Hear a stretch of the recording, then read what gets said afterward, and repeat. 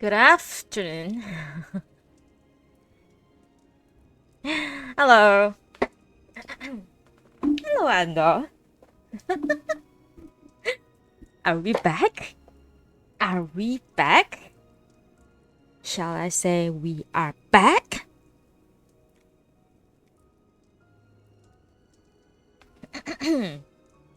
Oh, let me fix. I fixed everything except except the sound. Hang on. We are so back.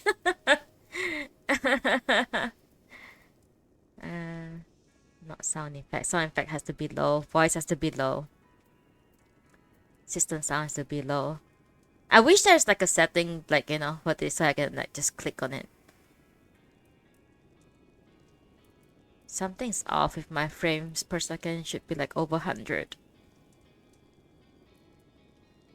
I'll put the music a bit low. This is good, I think. About 18. Yeah. Our performance has to be low. I don't want to be interrupted by anyone. Yeah, it's about all. Uh, yeah. Anyway. Yeah, we're back.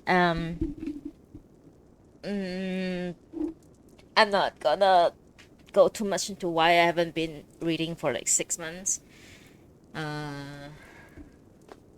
Life. That's all I'm gonna say. Life. 人生は難しいですね. So, I don't know. Did my voice change or? Like, I'm always like very worried that my voice is not as soothing as before. I have coffee and I have tea. And I have my book. Probably nobody really remember what happened in the previous 4 chapters of the bell jar, but we're still gonna continue because I don't like to leave a book hanging. Also, it's a really good book. It's just very slice of life-y. So it tends to sound a bit boring, I would say. Like, I don't know. I'm always very scared that whenever I share the media that I like, people find it boring.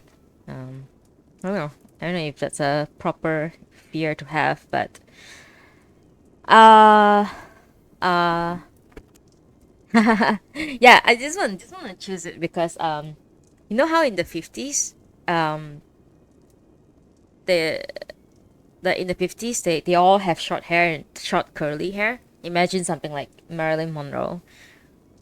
Yeah. I was trying to look for something like that. Like a very 50s hairstyle to match with the the thingy. Anyway, without further ado, I think we should start reading. Like I wrote in my uh comment, my pinned comment is that very much welcome everyone coming into my reading session. I really appreciate all of you, whether you are from the game itself, because I do have the party finder up right now. I don't know if I'll refresh it an hour later. We'll see if I'm hardworking enough. But whether you are from Twitch or I mean you just randomly chance upon this channel, or you are from the game itself, I welcome all of you. And I'm pretty sure that if you are interested enough to click into this channel, that means you guys have some sort of interest in reading, and I very much an advocator for reading. I hope people read more, whether it's like real books, like handheld books, or it's so weird to say handheld books. It's so weird. Whether it's a real book, flippy, or a Kindle, or a an application for all like ebooks on your phone, or even audiobooks, which is something that I am emulating. Is that don't stop reading. Read. Any form of reading is good for you. For your mind, for your mentality, for opening your mind. It's books are so good for you. It's like movies, but much better than movies in many ways. Like, I mean, it's two very different form, but very often books can flesh out characters a lot more, so you have a better like background knowledge of a character, or like you know what's their intention are. So keep reading, and I'm very happy that you click into my stream. And also, previously in my previous streams, I always stop my own reading in order to say hi to someone, because I feel like it's very rude of me if I don't say hi to someone who jumped in to my stream while I'm reading. But when I rewatch those streams, I feel like it's not nice, because there are a big, like a huge subset of people on my YouTube channel who actually in like they are subscribed to my channel and they're watching my videos because I'm reading a book, and it's not really about me. So I don't want to like break their immersion of reading the book just because I am so FOMO and so scared of being rude to saying hi to someone, to not be sorry to not being say hi to someone. So I would like to say hi to you, everyone who comes into the stream, but I would do that if you are patient enough with my reading, and you stay for my reading throughout. I will address you directly when I'm taking a short water break, like a stretch break or whatever. If you look into the points system that you can like what should I call it, the rewards for my channel, I only have very a few open up, which is like one is read a haiku by Basho, one is read a poem, and one is hydrate, one is stretch.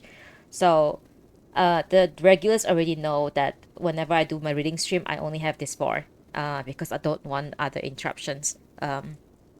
So if you were to claim a hydrate, I will immediately take a sip of water. And when I'm taking the sip of water, I will try my best to address people if possible. But please don't spam the hydrate button too much, because I can't keep drinking water and not read.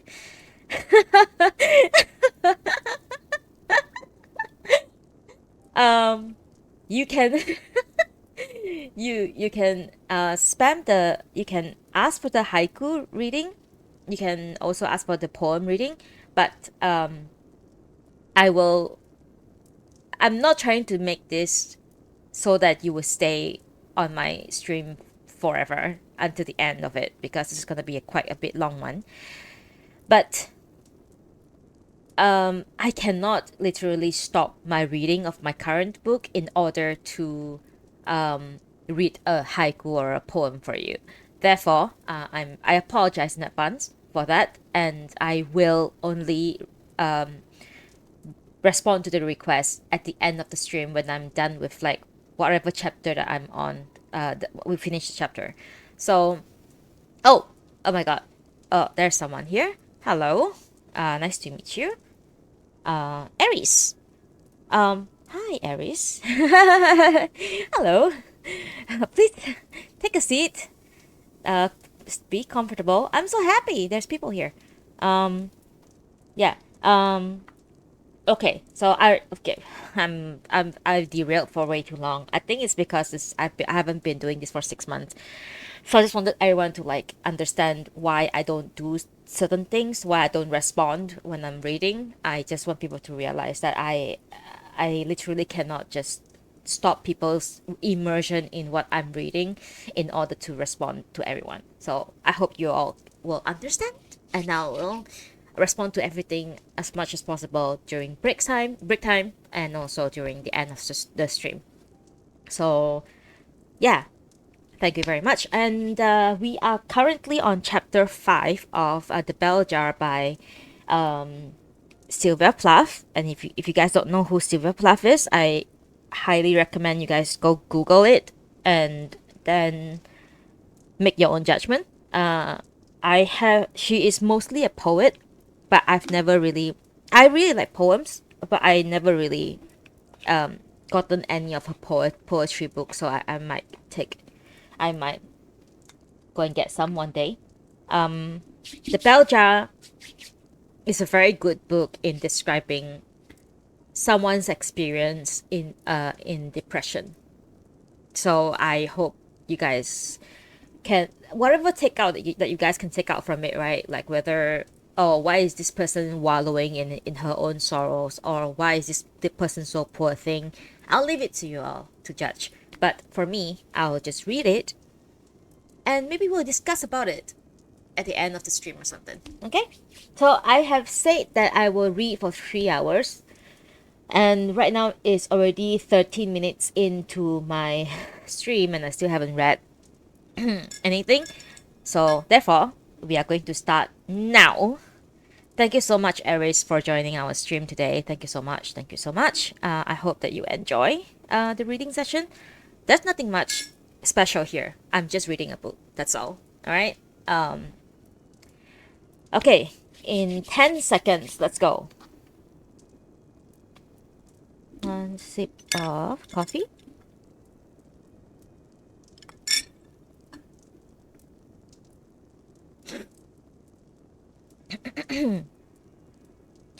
Today we are reading Sylvia Plath, The Bell Jar, Chapter 5.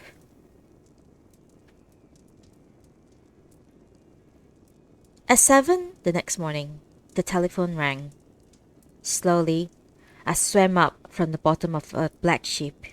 I already had a telegram from JC stuck in my mirror telling me not to bother to come into work, but to rest for a day and get completely well.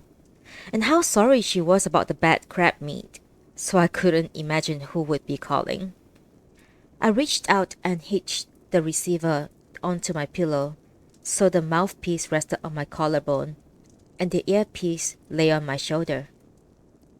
Hello? A man's voice said, Is that Miss Esther Greenwood? I thought I detected a slight foreign accent. It certainly is, I said. This is Constantine something or other. I couldn't make out the last name, but it was full of S and Ks. I didn't know any Constantine, but I hadn't had the heart to say so. Then I remembered Mrs. Willard and her simultaneous interpreter. Of course, I cried, sitting up and clutching the phone to me with both hands. I had never given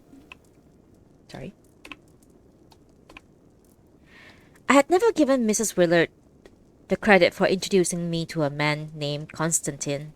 I collected men with interesting names.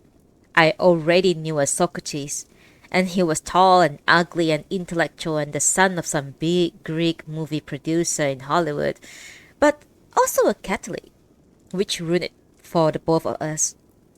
In addition to Socrates, I know a white Russian named Attila at the Boston School of Business Administration. Gradually, I realized that Constantine was trying to arrange a meeting for us later in the day. Would you like to see the UN this afternoon? I can already see the UN, I told him with a little hysterical giggle. He seemed nonplussed. I can see it from my window. I thought my English was a touch too fast for him. There was a silence. Then he said, Maybe you would like a bite to eat afterwards. I detected the vocabulary. I detected the vocabulary of Mrs. Willard, and my heart sank. Mrs. Willard always invited you for a bite to eat. I remembered that this man had been a guest at Mrs. Willard's house, and he first came to America. Mrs. Willard had one of these arrangements where you open your house to foreigners, and then, when you go abroad, they open their houses to you. I now saw quite clearly that Mrs. Willard had simply traded her open house in Russia for my bite to eat in New York. Yes, I would like a bite to eat, I said stiffly. What time will you come? I'll call for you in my car about 2. It's the Amazon, isn't it? Yes. Ah, I know where that is. For a moment, I thought his tone was laden with a special meaning. And then I figured that probably some of the girls at the Amazon were secretaries at the UN, and maybe he had taken one of them out at one time. I let him hang up first, and then I hung up and lay back in the pillows, feeling grim. There I went again, building up a glamorous picture of a man who would love me passionately the minute he met me, and all out of a few prosy nothings. A duty tour of the UN and a post-UN sandwich. I tried to jack up my morale. Probably Mrs. Willard's simultaneous interpreter would be short and ugly, and I would come to look down on him in the end of the day. In the end, the way I look down at Buddy Willard. This thought gave me a certain satisfaction, because I did look down on Buddy Willard. But although everybody still thought that I would marry him when he came out of the TB place, I knew I would never marry him if he were the last man on earth. Buddy Willard was a hypocrite. Of course, I didn't know that he was a hypocrite at first. I thought he was the most wonderful boy I had ever seen. I had adored him from a distance for 5 years before he even looked at me. And then there was a beautiful time when I still adored him and he started looking at me. And then, just as he was looking at me more and more, I discovered quite by accident what an awful hypocrite he was. And now he wanted me to marry him, and I hated his guts. The worst part of it all was that I couldn't come straight out and tell him what I thought of him, because he caught TB before I could do that. And now I had to humor him along till he got well again and could take the unvarnished truth. I decided not to go down to the cafeteria for breakfast. It would only mean getting dressed, and what was the point of getting dressed if you were staying in bed for the morning? I could have called down and asked for a breakfast tray in my room, I guess, but then I would have to tip the person who brought it up, and I never know how much to tip. I had some very unsettling experiences trying to tip people in New York. When I first arrived at the Amazon, a dwarfish, bald man in a bellhop's uniform carried my suitcase up in the elevator and unlocked my room for me. Of course, I rushed in immediately to the window and looked out to see what the view was. After a while, I was aware that this bellhop turning on the hot and cold taps in my washbowl and saying, "This is the hot and this is the cold," and switching on the radio and telling me the names of all the New York stations, and I began to get uneasy. So I kept my back to him and said firmly, "Thank you for bringing my suitcase." "Oh, thank you, ha!" he said in a very nasty insinuating tone, and before I could wheel around to see what had come over him, he was gone, shutting the door behind him with a rude slam. Later, when I told Doreen about this curious behavior, she said, "You ninny, he wanted his tip." I asked how much I should have given, and she said a quarter at least, and 35 cents if the suitcase was too heavy. Now I could have carried that suitcase to my room perfectly well by myself, only the bellhop seemed so eager to do it that I let him. I thought that sort of service came along with what you paid for your hotel room.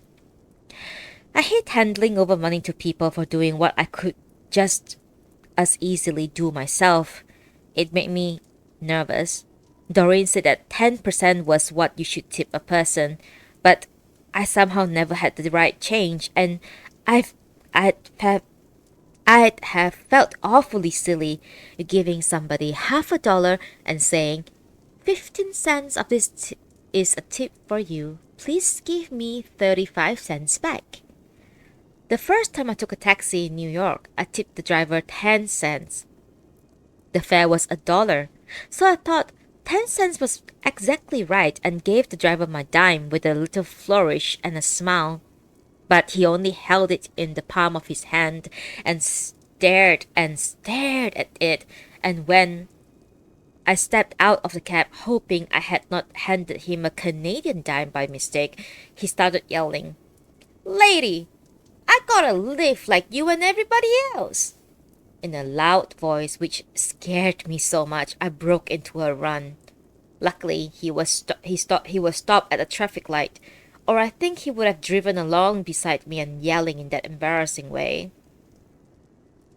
When I asked Doreen about this, she said the tipping percentage might well have risen from 10 to 15% since he was last in New York.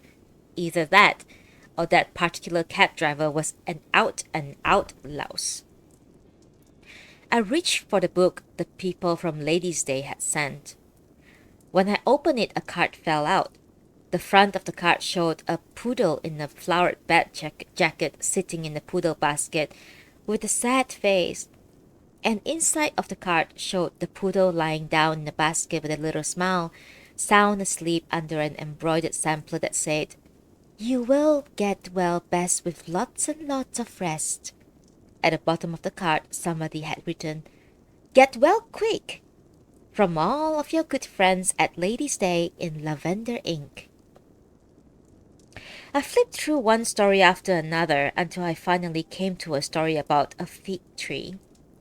This fig tree grew on a green lawn between the house of a Jewish man and a convent, and the Jewish man and a beautiful duck nun kept meeting at the tree to pick the ripe figs until one day they saw an egg hatching in a bird's nest on a branch of the tree, and as they watched the little bird peck its way out of the egg, they touched the backs of their hands together, and then the nun didn't come out to pick figs with the Jewish man any more, but a mean-faced Catholic kitchen maid came to pick them instead, and counted up the figs the man picked after they were both through to be sure that he hadn't picked any more than she had, and the man was furious. I thought it was a lovely story, especially the part about the fig tree in the winter under the snow and then the fig tree in the spring with all the green fruit. I felt sorry when I came to the last page. I wanted to crawl in between those black lines of prints the way you crawl through a fence and go to sleep under that beautiful big green fig tree. It seemed to me Buddy Willard and I were like that Jewish man and that nun, although, of course, we weren't Jewish or Catholic but Unitarian. We had met together under our own imaginary fig tree, and what we had seen wasn't a bird coming out of an egg but a baby coming out of a woman, and then something awful happened and we went our separate ways. As I lay there in my white hotel bed feeling lonely and weak, I thought of Buddy Willard lying even lonelier and weaker than I was in that sanatorium in Adirondacks, and I felt like a heel of the worst sort. In his letters, Buddy keeps telling me how he was reading poems by a poet who was also a doctor and how he had found out about some famous dead Russian short story writer who had been a doctor too. So maybe doctors and writers could get along fine after all. Now, this was a very different tune from what Buddy Willard had been singing along all these 2 years we were getting to know each other. I said the day he smiled at me and said, "Do you know what a poem is, Esther?"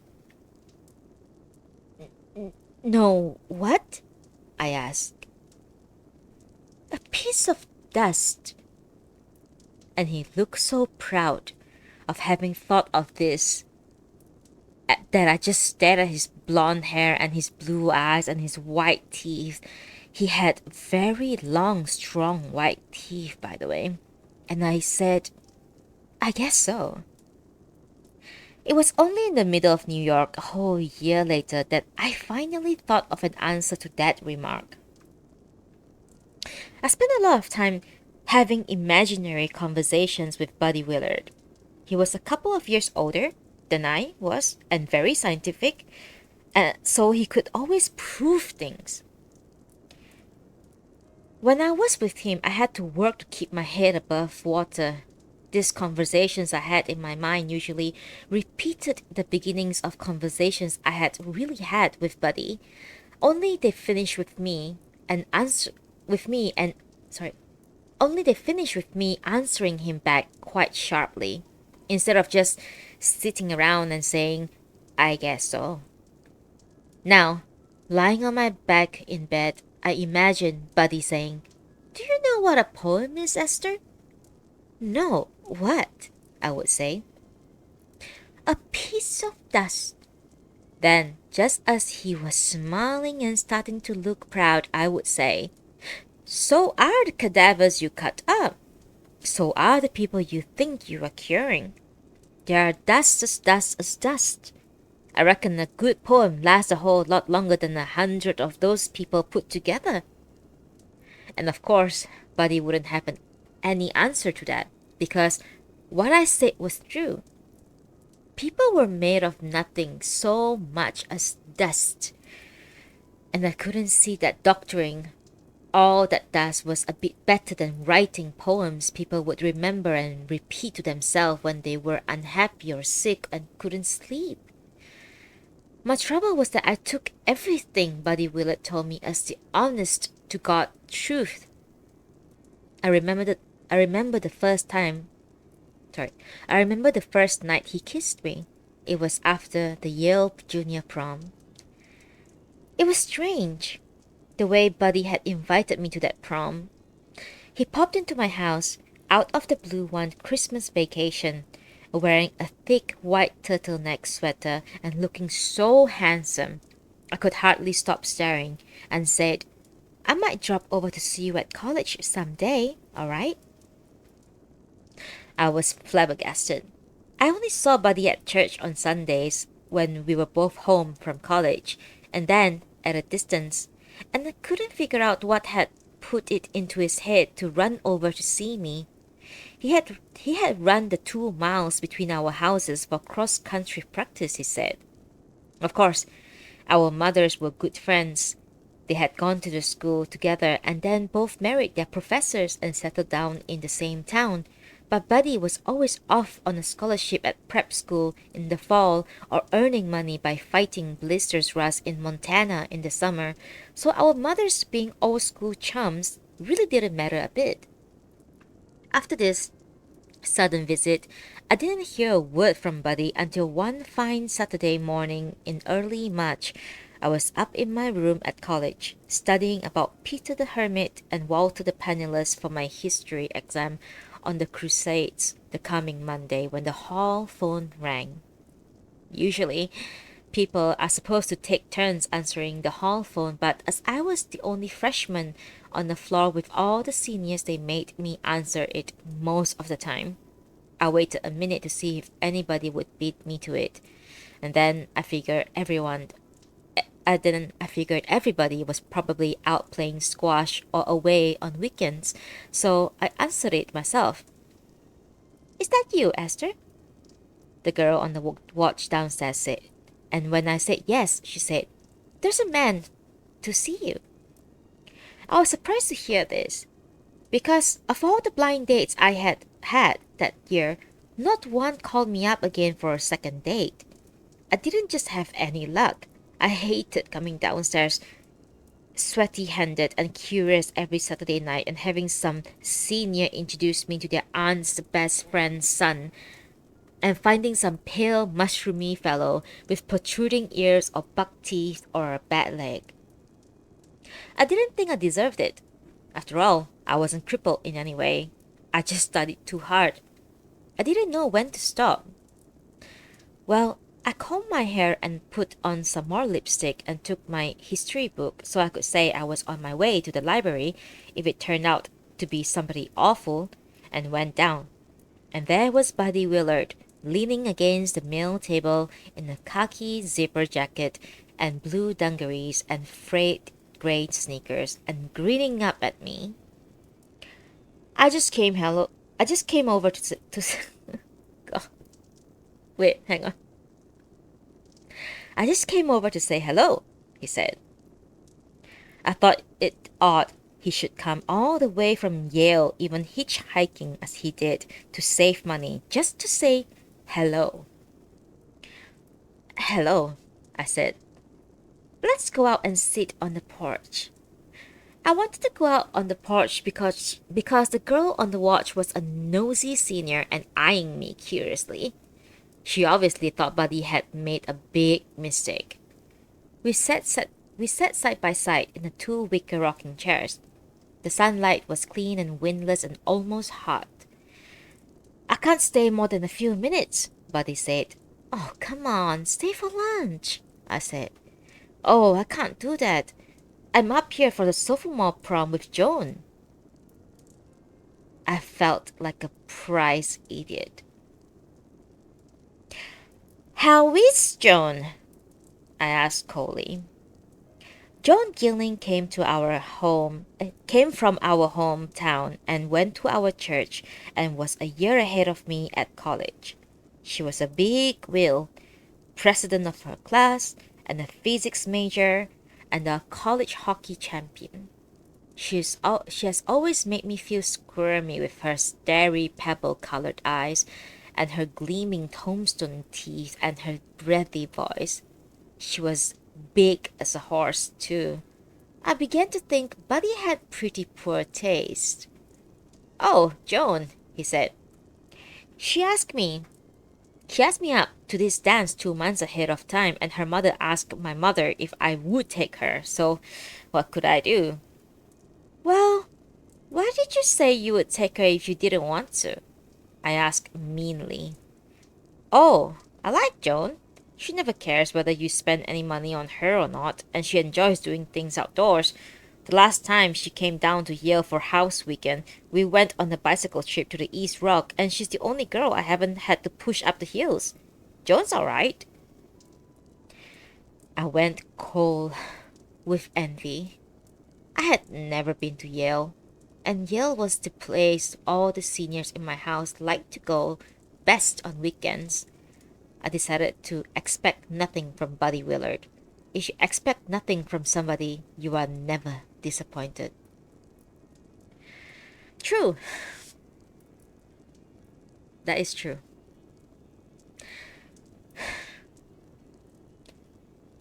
You better go and find Joan then, I said in a matter-of-fact voice. I've had a date coming any minute, and he won't like seeing me sitting around with you. A date? Buddy looked surprised. Who is it? Oh, it's two, I said. Peter the Hermit and Walter the Penniless. Buddy didn't say anything, so I said, those are their nicknames. Then I added, they are from Dartmouth. I guess Buddy never read too much history because his mouth stiffened. He swung up from the wicker rocking chair and gave it a sharp little unnecessary push. Then he dropped a pale blue envelope with a Yale crest into my lap. Here's the letter I meant to leave for you if you weren't in. There's a question in it you can answer by mail. I don't feel like asking you about it right now. After Buddy had gone, I opened the letter. It was a letter inviting me to the Yale Junior Prom. I was so surprised I let out a couple of yips and ran into the house shouting, I'm going, I'm going, I'm going! After the bright white sun on the porch, it looked pitch dark in there, and I couldn't make out a thing. I found myself hugging the senior on watch. And when she heard I was going to Yale Junior Prom, she treated me with amazement and respect. Oddly enough, things changed in the house after that. The seniors on my floor started speaking to me, and every now and then one of them would answer the phone quite spontaneously, and nobody made any more nasty, loud remarks outside my door about people wasting their golden college days with their noses stuck in a book. Well, all during the junior prom, Buddy treated me like a friend or a cousin. We danced about a mile apart the whole time, until during Auld Lang Syne, he suddenly rested his chin on the top of my head as if he were very tired.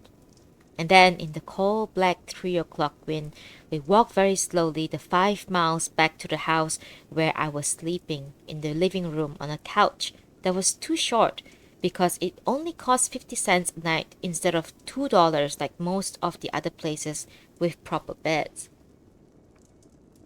I felt dull and flat and full of shattered visions. I had imagined Buddy would fall in love with me that weekend, and I wouldn't have to worry about what I was doing anymore on Saturday nights for the rest of the year. Just as we approached the house where I was staying, Buddy said, "Let's go up to the chemistry lab." I was aghast. "The chemistry lab?" "Yes." Buddy reached for my hand. "There's a beautiful view up there behind the chemistry lab." And sure enough, there was a sort of a hilly place behind the chemistry lab from which you could see the lights of a couple of the houses in New Haven. I stood pretending to admire them while Buddy got a good footing on the rough soil. While he kissed me, I kept my eyes open and tried to memorize the spacing of the house lights so I would never forget them. Finally, Buddy stepped back. "Wow!" he said. "Wow, what?" I said, surprised. I had been a dry it had been a dry, uninspiring little kiss, and I remember thinking it was too bad both our mouths were so chapped from walking 5 miles in that cold wind. "Wow, it makes me feel terrific to kiss you." I modestly didn't say anything. "I guess you go out with a lot of boys," but Buddy said then. "Well, I guess I do." I thought I must have gone out with a different boy for every week in a year. "Well, I have to study a lot." "So do I put in hastily. "I have to keep my scholarship after all." "Still, I think I could manage to see you every third weekend." "That's nice." I was almost fainting and dying to get back to the college and tell everybody. Buddy kissed me again in front of the house steps, and then next fall, when his scholarship to medical school came through, I went there to see him instead of to Yale. And it was there I found out how he had fooled me all those years, and what a hypocrite he was. I found out on the day we saw the baby born. And that was chapter 5. What a review! Coffee break, coffee break.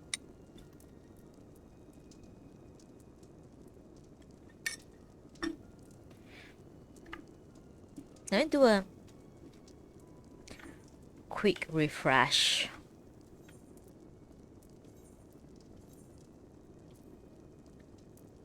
Then I don't think about it. Okay. Okay. We shall continue.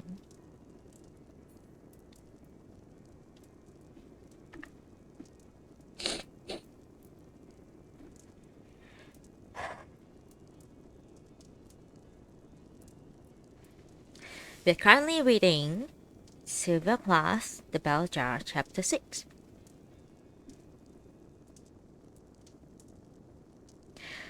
I had kept begging Buddy to show me some really interesting sites, hospital sites.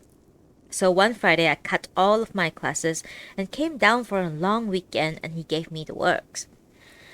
So I started by dressing in a white coat and sitting in a tall stool in a room with 4 cadavers, while Buddy and his friends cut them up.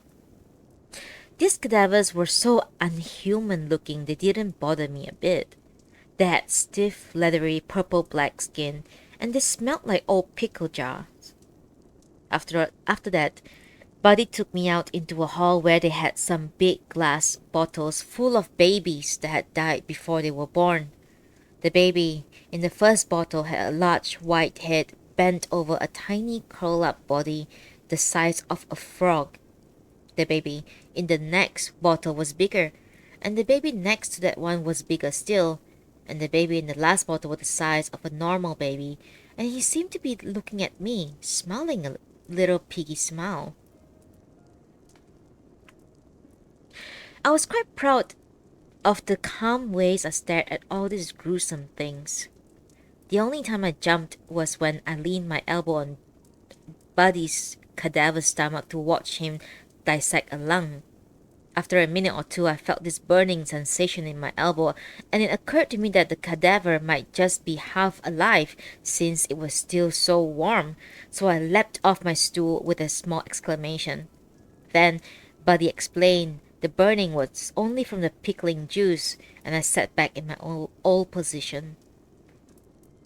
In the hour before lunch, Buddy took me to a lecture on sickle cell anemia and some other depressing diseases, where they wheeled sick people out to the platform and asked them questions and then wheeled them off and showed colored slides. Sorry, not slices, colored slides.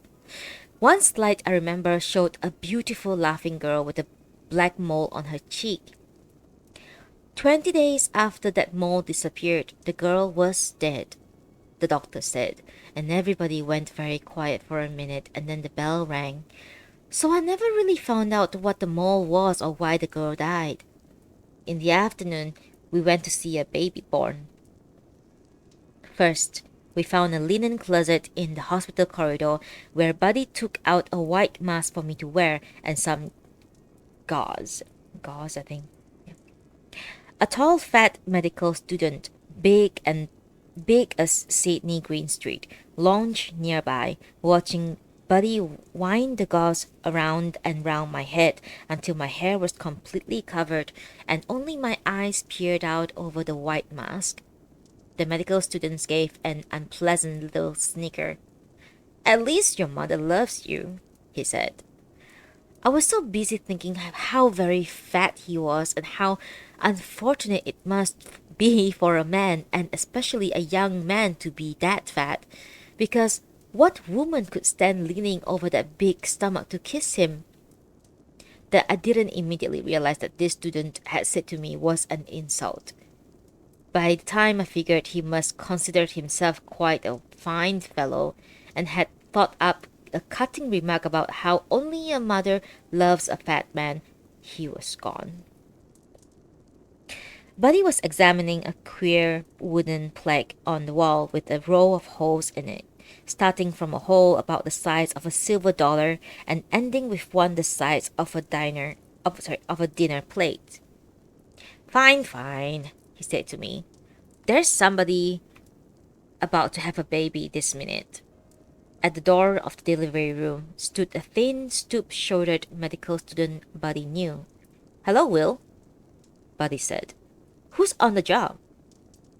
I am, Will said gloomily, and I noticed little drops of sweat beading his high, pale forehead.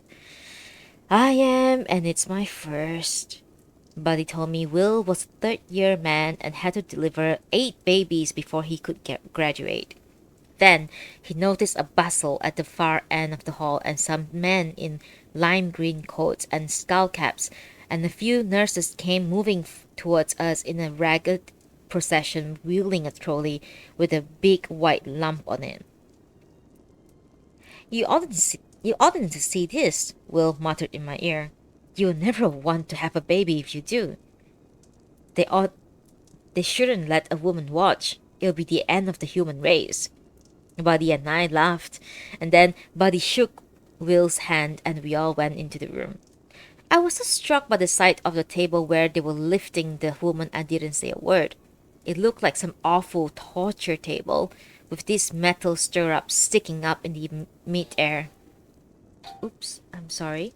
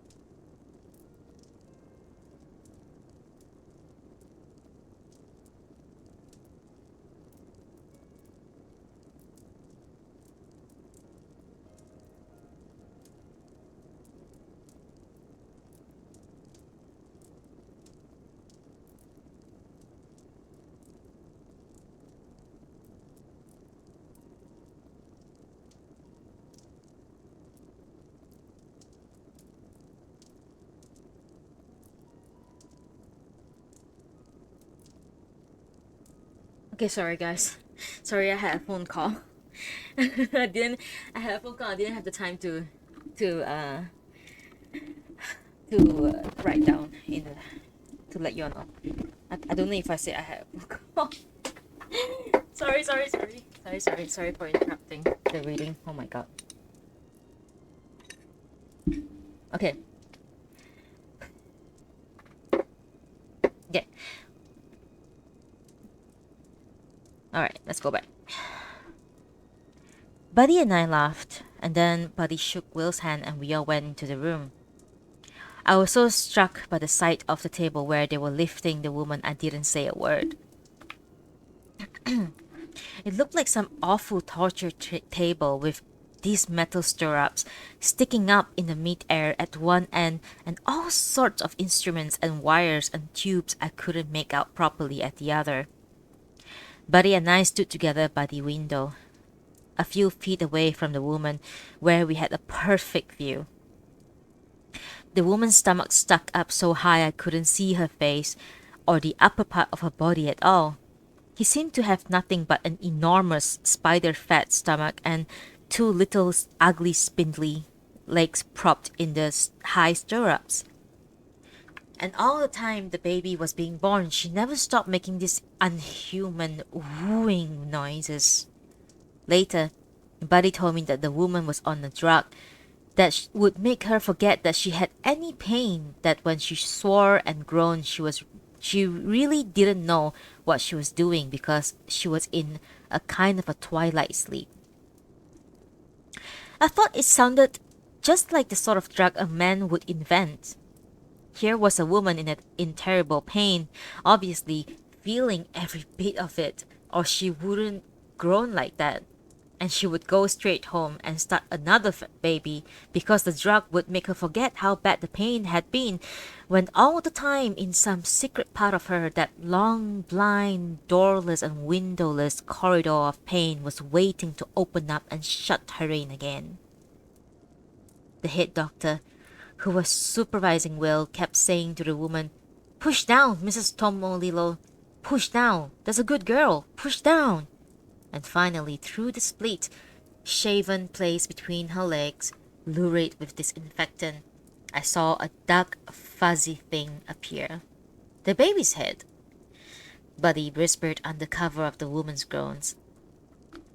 I didn't whisper that. Can I redo that? I redo that. The baby's head. Buddy whispered under the cover of the woman's groans. But the baby's head stuck for some reason, and the doctor told Will he would have to make a cut. Oh my god! Sorry, I mean, if you don't know already, I'm a woman and I'm feeling this already. But you guys, listen, how this is how kids are being born. Okay, please appreciate your wives and girlfriends, your baby mamas. I heard the scissors close on the woman's skin like cloth, and the blood began to run down, a fierce bright red.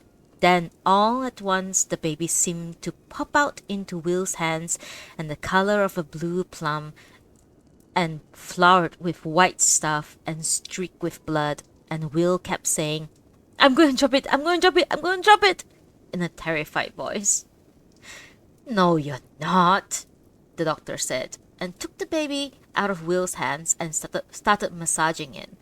And the blue color went away, and the baby started to cry in a lorn, croaky voice, and I could see it was a boy. The first thing that the baby did was pee in the doctor's face.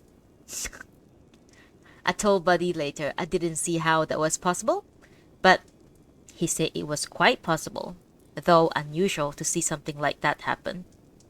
As soon as the baby was born, the people in the room divided up into two groups. The nurses tying a metal dog tag on the baby's wrist and swabbing its eyes with cotton on the end of a stick and wrapping it up and putting it in a canvas-sided cot, while the doctor and Will started sewing up the woman's cut with a needle and a long thread. I think somebody said, "It's a boy, Mrs. Tomolilo," but the woman didn't answer or raise her head. "Well, how was it?" Buddy asked with a satisfied expression as we walked across the green quadrangle into his room. Wonderful, I said. I could see something like that every day. I didn't feel up to asking him if there were any other ways to have babies. For some reason, the most important thing to me was actually seeing the baby come out of you yourself and making sure that it was yours. I thought if you had to have all that pain away anyway, you might just as well stay awake. I had always imagined myself hitching up on to my wet elbows on the delivery table after it was all over. Dead white, of course, with no makeup, and from the awful ordeal, but smiling and radiant with my hair down to my waist, and reaching out for my first little squirmy child and saying its name, whatever it was. Why was it all covered in flour? I asked then, to keep the conversation going, and then Buddy told me about the waxy stuff that guarded the baby's skin. When we were back in Buddy's room, which reminded me of nothing so much as a monk's cell, with its bare walls and bare bed and bare floor and the desk loaded with Gray's Anatomy and other thick gruesome books, Buddy lit a candle and corked a bottle of Dubonnet, and then we lay down. Welcome. And then we lay down. Sorry, wait. Where is it? And then we lay down side by side on the bed, and Buddy sipped his wine while I read aloud Somewhere I Have Never Traveled and other poems from a book that I had brought. Buddy said that he figured that there must be something in poetry if a girl like me spent all her days over it. So each time we met, I read him some poetry and explained to him what I found in it. It was Buddy's idea. He always arranged our weekends so that we would never regret wasting our time in any ways. Buddy's father was a teacher, and I think Buddy could have been a teacher as well. He was always trying to explain things to me and introduce me to new knowledge. Suddenly, after I finished a poem, he said, Esther, have you ever seen a man? The way he said it, I knew he didn't mean a regular man or a man in general. I knew he meant a man naked. No, I said, only statues. Well, don't you think you would like to see me? I didn't know what to say. My mother and my grandmother had started hinting around to me a lot lately about what a fine, clean boy Buddy Willard was, coming from such a fine, clean family, and how everybody at church thought that he was a model person. So kind to his parents and to the elders, as well as so athletic and so handsome and so intelligent. All I'd heard about really was how fine and clean and Buddy was, and how he was the kind of person a girl should stay fine and clean for. So I didn't really see the harm in anything Buddy would think up to do. Well, alright, I guess so, I said. I stared at Buddy while he unzipped his chino pants and took them off and laid them on a chair, and then took off his underpants that were made of something like nylon fishnet.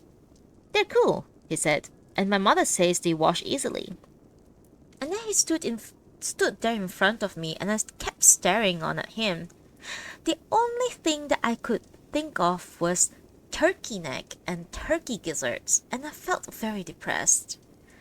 Buddy seemed hurt that I didn't say anything.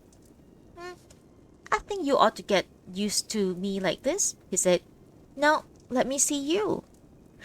But undressing in front of Buddy suddenly appealed to me about as much as having my posture picture taken at college, where you have to stand naked in front of a camera, knowing all the time that a picture of you stark naked, both full view and side view, is going into college gym files to be marked as A, B, C, or D, depending on how straight you are. Some other time, I said. All right. Buddy got dressed again. Then we kissed and hugged a while, and I felt a little better. I drank the rest of the Dubonnet and sat cross-legged at the end of Buddy's bed and asked for a comb and began to comb my hair down over my face and so Buddy couldn't see it. Suddenly I said, "Have you ever had an affair with anyone, Buddy?" I don't know what made me say it. The words just popped out of my mouth. I never thought for 1 minute that Buddy Willard would have an affair with anyone. I expected him to say, "No, I have been saving myself for when I get married to somebody pure and a virgin like you." But Buddy didn't say anything. He just turned pink. "Well, have you?" "What do you mean, an affair?"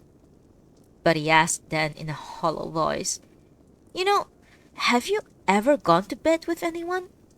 I kept rhythmically combing the hair down over the side of my face nearest to Buddy, and I could feel the little electric filaments clinging to my hot cheeks, and I wanted to shout, "Stop! Stop! Don't tell me, don't say anything." But I didn't. I just kept still. "Well, yes, I have," Buddy said finally. I almost fell over. From the first night Buddy Willard kissed me and said that I must go out with a lot of boys, he made me feel I was much more sexy and experienced than he was, and that everything he did, like hugging and kissing and petting, was simply what I made him feel like doing out of the blue. He couldn't help it and didn't know how it came about. Now, I saw that he had only been pretending all this time to be so innocent. "Tell me about it."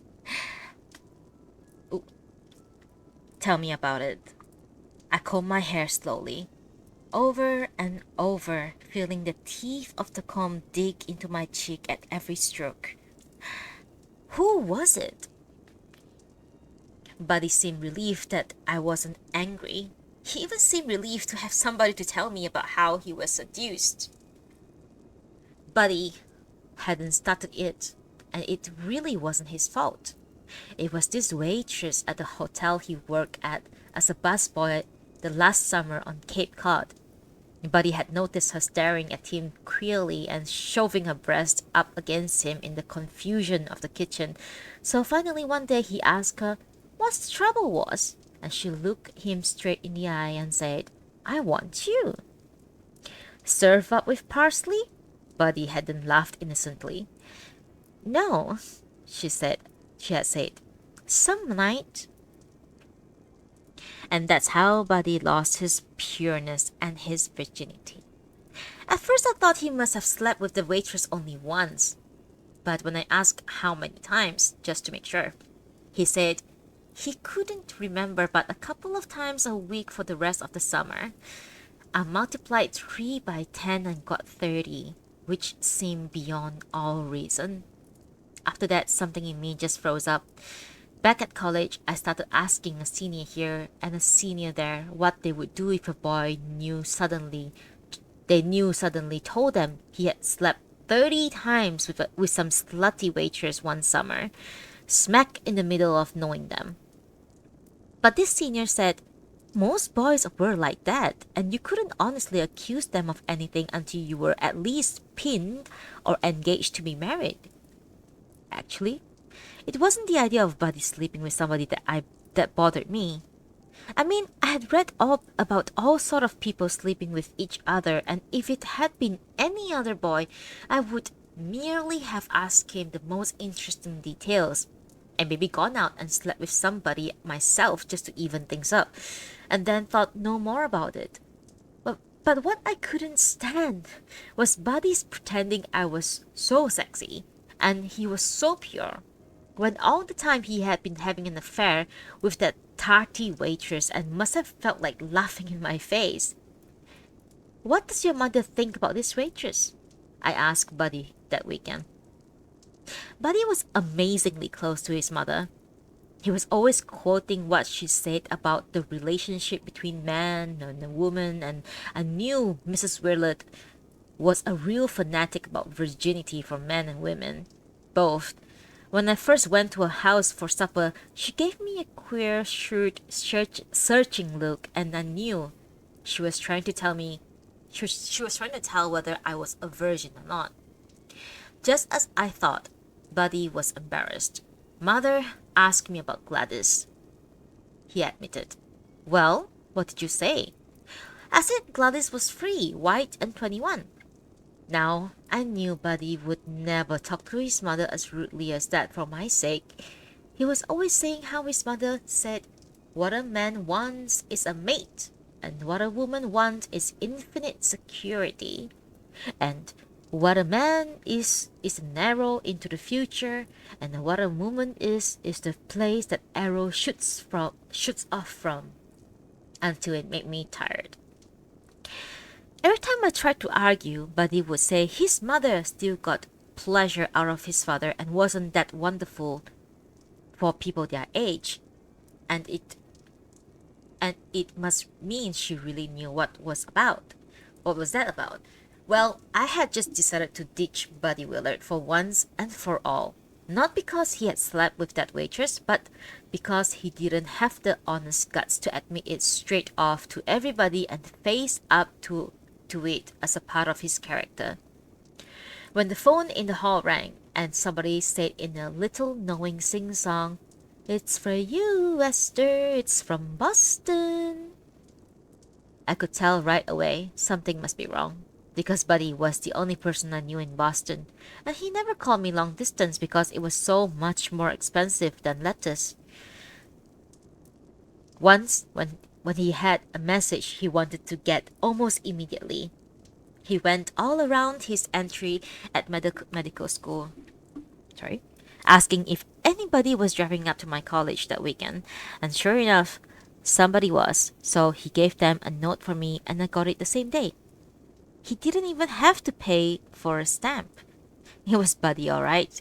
He told me that the annual fall chest x-ray showed that he caught TB and he was going off on a scholarship for medical students who caught TB to a TB place in the Adirondacks. Then, he said that I hadn't written since the last weekend and he hoped nothing was the matter between us, and would I please try to write to him at least once a week and come to visit him at this TB place in my Christmas vacation. I had never heard Buddy so upset. He was very proud of his perfect health and always telling me that it's psychosomatic when my sinuses blocked up and I couldn't breathe. I thought this an odd attitude for a doctor to have, and perhaps he should study to be a psychiatrist instead. But of course, I never came right out and said so. I told Buddy how sorry I was about the TB and promised to write, but when I hung up, I didn't feel one bit sorry. I only felt a wonderful relief. I thought the TB might just be a punishment for living the kind of double life Buddy lived and feeling so superior to people. And I thought, how convenient it would be now I didn't have to announce to everybody at college that I had broken off with Buddy and started the boring business of blind dates all over again. I simply told everybody that Buddy had TB, and we are practically engaged, and when I stayed in to study on Saturday nights, they were extremely kind to me because they thought that I was so brave, working the way I did just to hide a broken heart. That was chapter 6. Hello, everybody.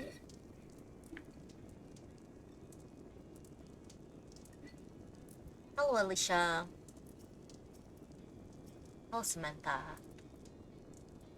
Thank you for joining us today. We still have about 2 hours to go. We have 2 hours. We're gonna read for 3 hours a day. It's been only like about 1 hour now. We are catching up. I used to do this on a regular basis. You guys probably don't even know. Thank you for being here. Okay, let's continue. Chapter 7.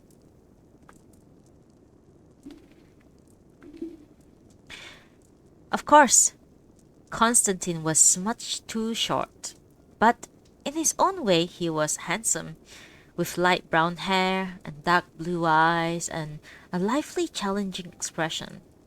He could almost have been an American. He was so tan and had such good teeth that I could tell straight away that he wasn't. He had what no American man I've ever met has had, and that's intuition. From the start, Constantine guessed I wasn't any protege of Mrs. Willard's. I raised an eyebrow here and dropped a little. I raised an eyebrow here and dropped a dry little laugh there, and pretty soon we were both openly raking Mrs. Willard over the coals. And I thought, this Constantine won't mind if I'm too tall and don't know enough languages and haven't been to the Europe. He'll see through all that stuff to what I really am. Constantine drove me to the UN in his old green convertible with cracked, comfortable brown leather seats and the top down. He told me that his tan came from playing tennis, and when we were sitting there side by side, flying down the streets in the open sun, he took my hand and squeezed it, and I felt happier than I had been since I was about 9, and running along the hot white beaches with my father that summer before he died.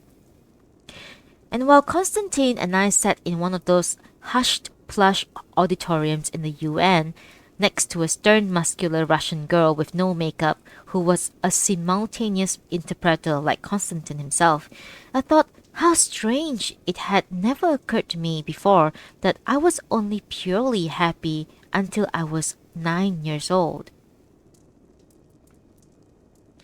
After that, in spite of the Girl Scouts and the piano lessons and the watercolor lessons and the dancing lessons and the sailing camp, all of which my mother screamed to give me, and college with crewing in the mist before breakfast and black bottom pies and the little new firecrackers of ideas going off every day, I had never been really happy again. I stared through the Russian girl in her double-breasted grey suit, rattling off idioms after idioms in her own unknowable tongue, which Constantine said that it was the most difficult part because the Russians didn't have the same idioms as our idioms. And I wished with all my heart I could crawl into her and spend the rest of my life barking out one idiom after another. It mightn't make me any happier, but it would be one more little pebble of efficiency among all the other pebbles. Then Constantine and the Russian girl interpreter and the whole bunch of black and white and yellow men arguing down there behind their labelled microphones seemed to move off at a distance. I saw their mouths going up and down without a sound as if they were sitting on the deck of a departing ship and stranding me in the middle of a huge silence. I started adding up all the things I couldn't do. I began with cooking. My grandmother and my mother were such good cooks that I left everything to them. They were always trying to teach me one dish or another, but I would just look on and say, "Yes, yes, I see," while the instructions slid through my head like water. And then I would spoil what I did so nobody would ask me to do it again. I remember Jodie, my best and only girlfriend at college in my freshman year, making me scrambled eggs at her house one morning. They tasted unusual. And when I asked her if she had put anything extra, she said cheese and garlic salt. I asked her who told her to do that. She said nobody. She just thought it up. But then, she was practical and a sociology major. I didn't know shorthand either. This meant I couldn't get a good job after college. My mother kept telling me nobody wanted a plain English major. But an English major who knew shorthand was something else again. Everybody would want her. She would be in demand among all and the up-and-coming young men, and she would transcribe letter after thrilling letter. The trouble was, I hated the idea of serving men in any way. I wanted to dictate my own thrilling letters. Besides, Those little shorthand symbols in the book my mom showed me seemed just as bad as let t equal time and let s equal the total distance. My list grew longer. I was a terrible dancer. I couldn't carry a tune. I had no sense of balance. And when we had to walk down a narrow board with our hands out and a book on our head in gym class, I always fell over. I couldn't ride a horse or a ski, the two things I wanted to do most because they cost too much money. I couldn't speak German or read Hebrew or write Chinese. I didn't even know where most of the out of the way countries the UN man in front of me represented fitted in on the map. For the first time in my life, sitting there in the soundproof heart of the UN building between Konstantin, who could play tennis as well as simultaneously interpret, and the Russian girl, who knew so many idioms, I felt dreadfully inadequate. The trouble was, I had been inadequate all along. I simply hadn't thought about it.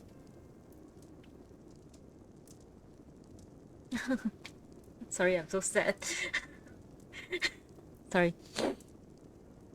The one thing I was good at was winning scholarships and prizes, and that era was coming to an end. I felt like a racehorse in a world without racetracks, or a champion college footballer suddenly confronted by Wall Street and a business suit. His days of glory shrunk to a little gold cup on his mantle with a date engraved on it like a date on a tombstone. I saw my life branching out before me like the green fig tree in the story. From the tip of every branch, like a fat purple fig, a wonderful future beckoned and winked. One fig was a husband and a happy home and children, and another fig was a famous poet, and another fig was a brilliant professor, and another fig was E.G., the amazing editor, and another fig was Europe and Africa and South America, and another fig was Constantine and Socrates and Attila, and another pack of the lovers with queer names and offbeat professions, and another fig was an Olympic lady crew champion, and beyond and above these figs were many more figs I couldn't quite make out. I saw myself sitting in the crotch of this fig tree, starving to death just because I couldn't make up my mind which of the figs I would choose.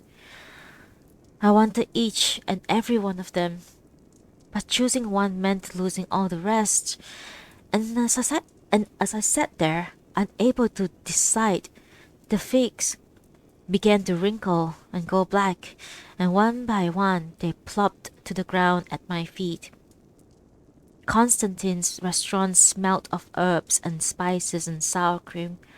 All the time I had been in New York, I had never found such a restaurant.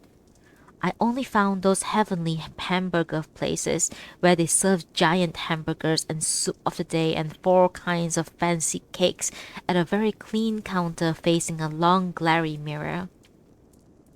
To reach this restaurant, we had to climb 7 dimly lit steps into a sort of a cellar.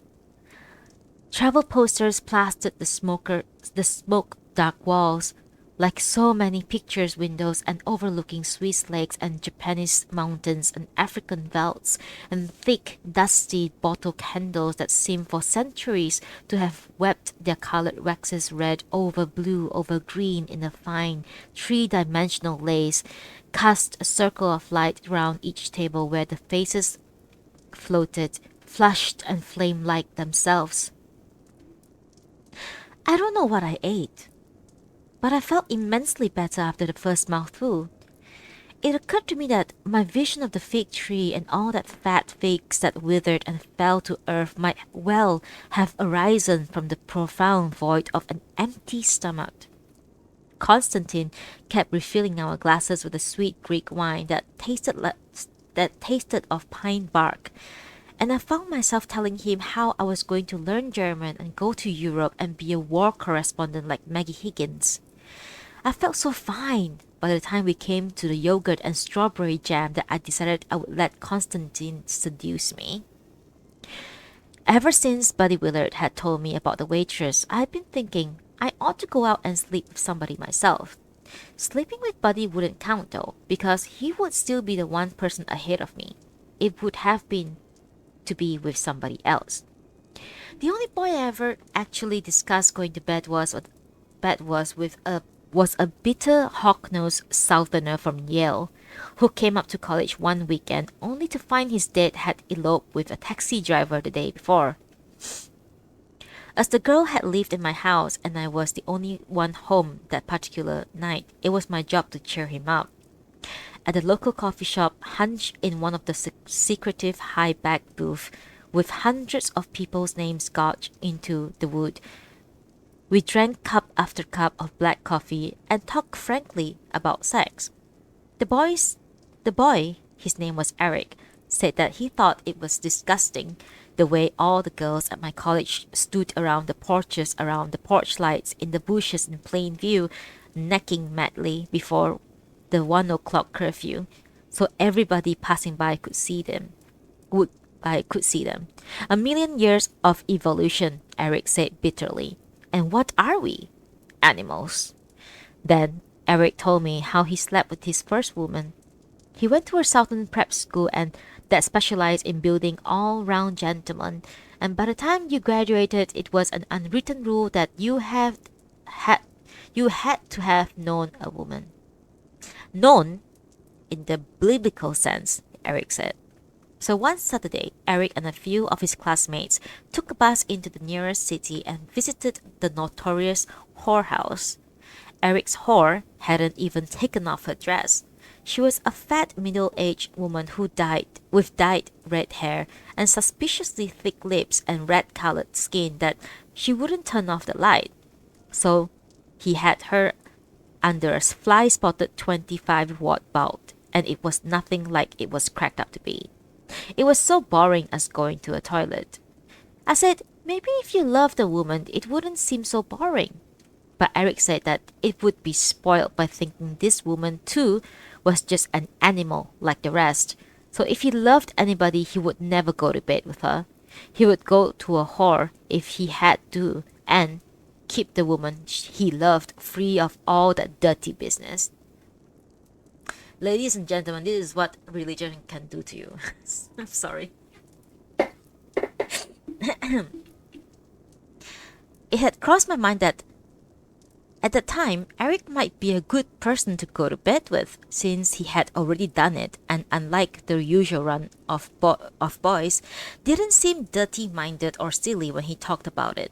But then, Eric wrote me a letter saying that he thought he might really be able to love me. I was so intelligent and cynical, and yet had such a kind face, surprisingly like his older sister's, so I knew it was no use. I was the type he would never go to bed with, and I wrote I was unfortunately about to marry a childhood sweetheart. The more I thought about it, the better I liked the idea of being seduced by a simultaneous interpreter in New York City. Constantine seemed mature and considerate in every way. There were no people I knew he would want to brag to about it.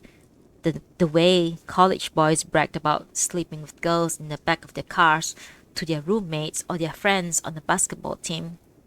And there would be a pleasant irony in sleeping with a man Mrs. Willard had introduced me to, as if she were, in a roundabout way, to be blamed for it. When Constantine asked if I would like to come up to his apartment to hear some balalaika records, I smiled to myself. My mother had always told me never under any circumstances to go with a man to a man's room after an evening out. It could only mean only one thing. I'm very fond of balalaika music, I said.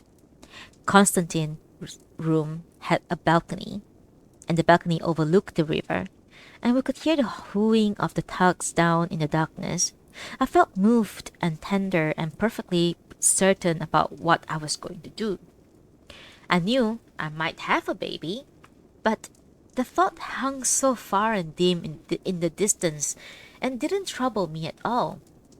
There was no 100% sure way not to have a baby, it said in an article my mother cut out of the Reader's Digest and mailed to me at college.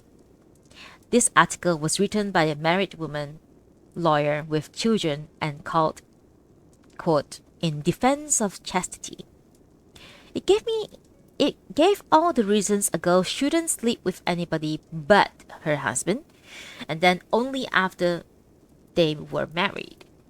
The main point of the article was that a man's world is different from a woman's world, and a man's emotion are different from a woman's emotion, and only marriage can bring the two worlds and the two different sets of emotions together properly.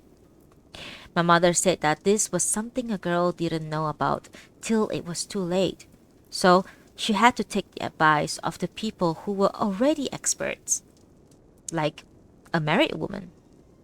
This woman lawyer said the best men wanted to be pure for their wives, and even if they weren't pure, they wanted to be the one to teach their wives about sex.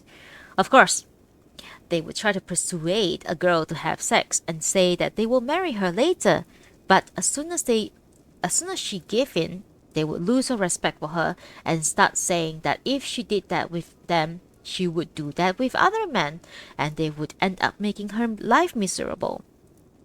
The woman finished her article by saying that better be safe than sorry. And besides, there was no sure way of not getting stuck with the baby, and then you would really be in a pickle. Now, the only thing that this article didn't seem to me to consider was how a girl felt. It might be nice to be pure and then to marry a pure man, but what if he suddenly confessed that he wasn't pure after all? The way Buddy Willard had? I couldn't stand the idea of a woman having to have a single pure life and a man being able to have a double life, one pure and one not. Finally, I decided that if it was so difficult to find a red-blooded intelligent man who was still pure by the time he was 21, I might as well forget about staying pure myself and marry someone who wasn't pure either. Then he started to make my life miserable. I could make him. Then he started to make my life miserable. I could make his life miserable as well. When I was 19, pureness was the great issue. Instead of the world being divided up into Catholics and Protestants, or Republicans and Democrats, or white men and black men, or even men and women, I saw the world divided into people who had slept with somebody and people who hadn't. And this seemed the only really significant difference between one person and the other. I thought a spectacular change would come over me one day, and would come over me the day I crossed the boundary line. I thought it would be the way I would feel if I ever visited Europe. I had come home, and if I looked closely into the mirror, I would be able to make out a little white Alp at the back of my eye. Now, I thought that if I look into the mirror tomorrow, I would see a doll-sized Constantine sitting in my eye and smiling out at me.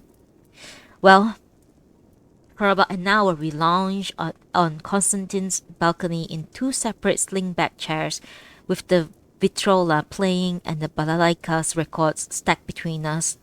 A faint milky light diffused from the street lights, or the half moon, or the cars, or the stars. I couldn't tell what, but apart from holding my hand, Constantine showed me no desire to seduce me whatsoever. I asked if he was engaged or had any special girlfriend, thinking maybe that's what was the matter, but he said no.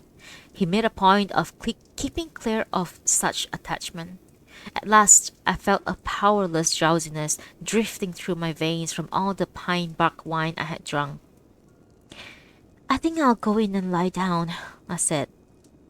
I strolled casually into the bedroom and stopped over to nudge off my shoes.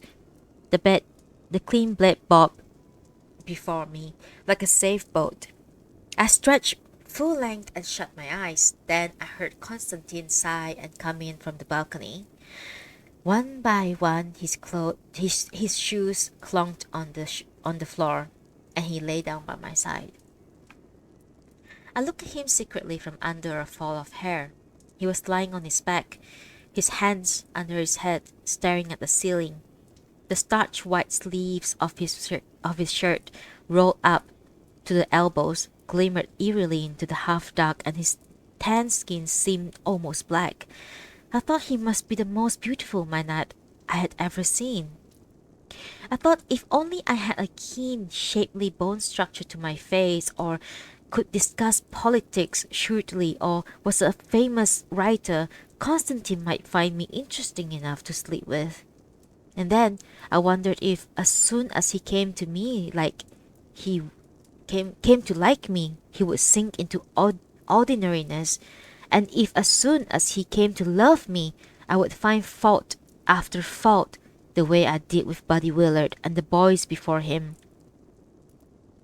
The same thing happened over and over. I would catch a sight of some flawless man off in the distance, but as soon as he moved closer, I immediately saw he wouldn't do it all. That's one of the reasons I never wanted to get married. The last thing I wanted was infinite. The last thing I wanted was infinite security and to be the place an arrow shoots off from. I wanted change and excitement and to shoot off in all directions myself, like the colored arrows from 4th of July rocket. I woke up to the sound of rain. It was pitch dark. After a while, I deciphered the faint outline of an unfamiliar window. Every so often, a beam of light appeared out of thin air, traversed the wall like a ghostly exploratory finger, and slid off into nothing again. Then I heard the sound of somebody breathing. At first I thought it was only myself, and that I was lying in the dark in my own hotel room after being poisoned. I held my breath, but the breathing kept on. A green eye glowed on the bed before me. It was divided into quarters like a compass. I reached out slowly and closed my hands on it. I lifted it up. With it came an arm, heavy as a dead man's but warm with sleep. Constantine's watch said 3 o'clock. He was lying on his shirt and trousers and stocking feet, just as I had left him when I dropped asleep. And as my eyes grew used to the darkness, I made out his pale eyelids and his straight nose and his tolerant, shapely mouth, but they seemed insubstantial. Sorry, but they seemed insubstantial, as if drawn on fog. For a few minutes I leaned over, studying him. I never fallen asleep beside a man before. I tried to imagine what it would be if Constantine were my husband. It would mean getting up at 7 and cooking him eggs and bacon and toast and coffee and dawdling about in my nightgown, curlers, after he had left for work to wash up the dirty plates and make the bed, and then when he come home after a lively, fascinating day, he expects a big dinner. And I would spend the evening washing up even more dirty plates till I fell into bed utterly exhausted. This seemed a dreary and wasted life for a girl with 15 years of straight A's, and I knew that's what marriage was like, because cook and clean and wash was just what Buddy Willard's mother did from morning till night, and she was a wife of a university professor and had been a private school teacher herself. Once when I visited Buddy, I found Mrs. Willard braiding a rug out of strips of wool from Mrs. Willard's old suits. He spent weeks on that rug, and I had admired the tweedy browns and greens and blues patterning of the braid. But after Mrs. Willard was through, instead of hanging the rug on the hallway I would have done, she put it down on the place of a kitchen mat, and in a few days it was soiled and dull and indistinguishable from any other mat you could have buy for under $1 in the 5 and 10. And I knew that in spite of all the roses and kisses and restaurant dinners a man showered on a woman before he married her, what he secretly wanted when the wedding services ended was for her to flatten out underneath his feet like Mrs. Willard's kitchen mat. Hadn't my own mother told me that as soon as she and my father left Reno on their honeymoon, my father who had been married before, so he needed a divorce. My father said to her, "Phew, that's a relief. Now we can stop pretending and be ourselves." And from that day on, my mother never had a minute of peace. I also remembered Buddy Willard saying in a sinister, knowing way that after I had children, I would feel differently. I wouldn't want to write poems anymore.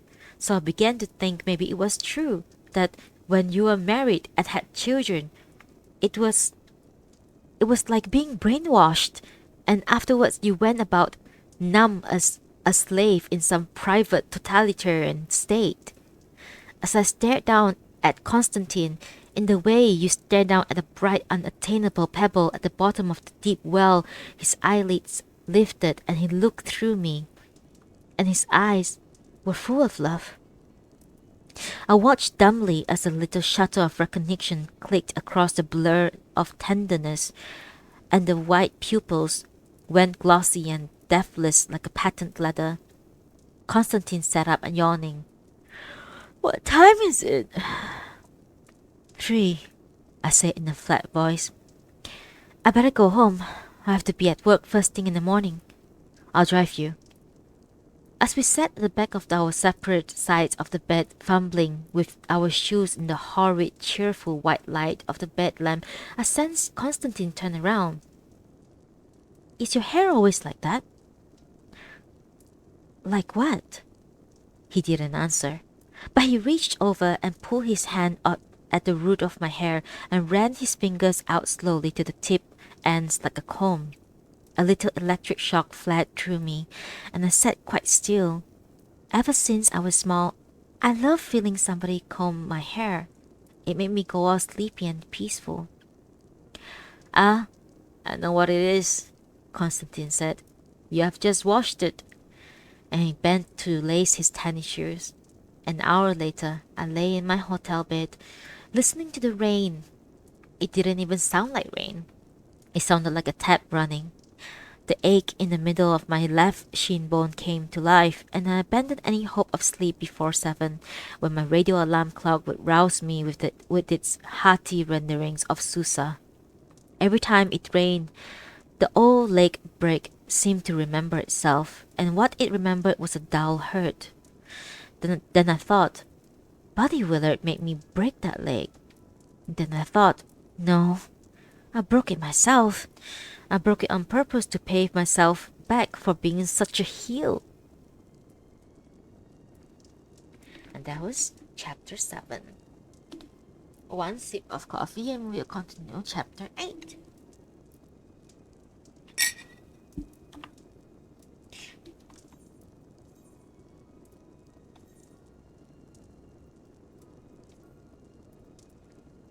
Thank you for staying with me, by the way. I really appreciate it.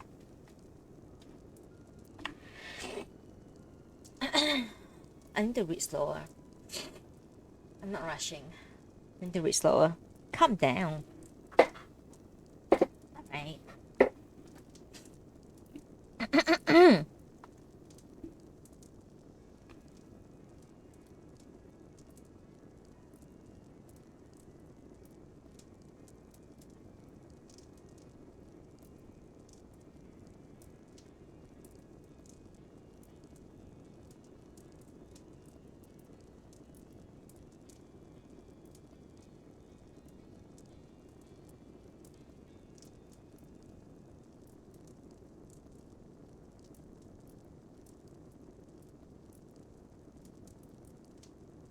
Okay, let's start. Sorry, let's continue. Okay, currently, we are currently reading Sylvia Plath's The Bell Jar, Chapter 8.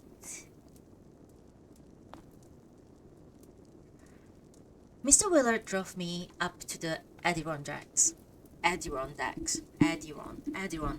Sorry. Mr. Willard drove me up to the Adirondacks. It was the day after Christmas and a grey sky belly over us. fat with snow. I felt overstuffed and dull and disappointed the way I always do the day after Christmas, as if whatever it was, the pine boughs and the candles and the silver and the gilt ribbon presents and the birch log fires and the Christmas turkey and the carols at the piano promised never came to pass. At Christmas, I almost wished that I was a Catholic. First, Mr. Willard drove and then I drove. I don't know what we talk about, but as the countryside, already deep under old falls of snow, turned us a bleaker shoulder, and as the fir trees crowded down with the grey hills to the road edge, the darkly green, so darkly green they looked black, I grew gloomier and gloomier. But I would, sorry, I was tempted to tell Mr. Willard to go ahead alone. I would hitchhike home. But one glance at Mr. Willard's face, the silver hair in his boyish crew cut, the clear eyes, the pink cheeks, all frosted like sweet wedding cake with the innocent, trusting expression, I knew I couldn't do it. I had have to see the visit through to the end. At midday, the grayness paled a bit, and we parked in an icy turnoff and shared out the tuna fish sandwiches and the oatmeal cookies and the apples and the thermos of black coffee Mrs. Willard had packed for our lunch. Mr. Willard eyed me kindly. Then he cleared his throat and brushed a few last crumbs from his lap. I could tell he was going to say something serious, but he was very shy, and I had heard him clear his throat in some ways before giving an important economics lecture. Nellie and I have always wanted a daughter. For one crazy minute, I thought Mr. Willard was going to announce that Mrs. Willard was pregnant and expecting a baby girl. And then he said, "But I don't see how any daughter could be nicer than you." Mr. Willard must have thought I was crying because I was so glad he wanted to be a father to me. There, there. He patted my shoulder and cleared his throat once or twice. I think we understand each other. Then he opened the car door on his side and strode round to my side, his breath shaping tortuous smoke signals into the grey air. I moved over to the seat he had left and started the car, and we drove down. I'm not sure what I expected of Buddy's sanitarium. I think I expected a kind of wooden chalet perched up on top of a small mountain, and with rosy-cheeked young men and women, all very attractive but with hectic glittering eyes, lying covered with thick blankets on outdoor balconies. TB is like living with a bomb in your lung, Buddy had written to me at college. You just lie around very quietly hoping that it won't go off. I found it very hard to imagine Buddy lying quietly. His whole philosophy of life was to be up and doing every second. Even when we went to the beach in the summer, he never lay down to drowse in the sun the way I did. He ran back and forth or played ball or did some little series of rapid push-ups to use the time. Mr. Willard and I waited in the reception room for the end of the afternoon. Rest cure. The color scheme of the sanatorium seemed to be based on liver, dark, glowering woodwork, burnt brown leather chairs, walls that might once have been white but had succumbed under a spreading malady of mold or damp, a mottled brown linoleum sealed off the floor. On a low coffee table, with circular and semicircular stains bitten into the dark veneer, lay a few wilted numbers of Time and Life. I flipped to the middle of the nearest magazine. The face of Eisenhower beamed up at me, bald and blank as the face of a fetus in a bottle. After a while, I became aware of a sly leaking noise. For a minute I thought the walls had begun to discharge the moisture that must saturate them, but then I saw the noise came from a small fountain in a corner of the room. The fountain spurted a few inches into the air from a rough length of pipe, threw up his hands, collapsed and drowned its ragged dribble in a stone basin of yellowing water. The basin was paved with the white hexagonal tiles on one finds public lavatories. A buzzer sounded. Doors opened and shut in distance. Then Buddy came in. "Hello, Dad." Buddy hugged his father and, prompted with a dreadful brightness, came over to me and held out his hand. I shook it.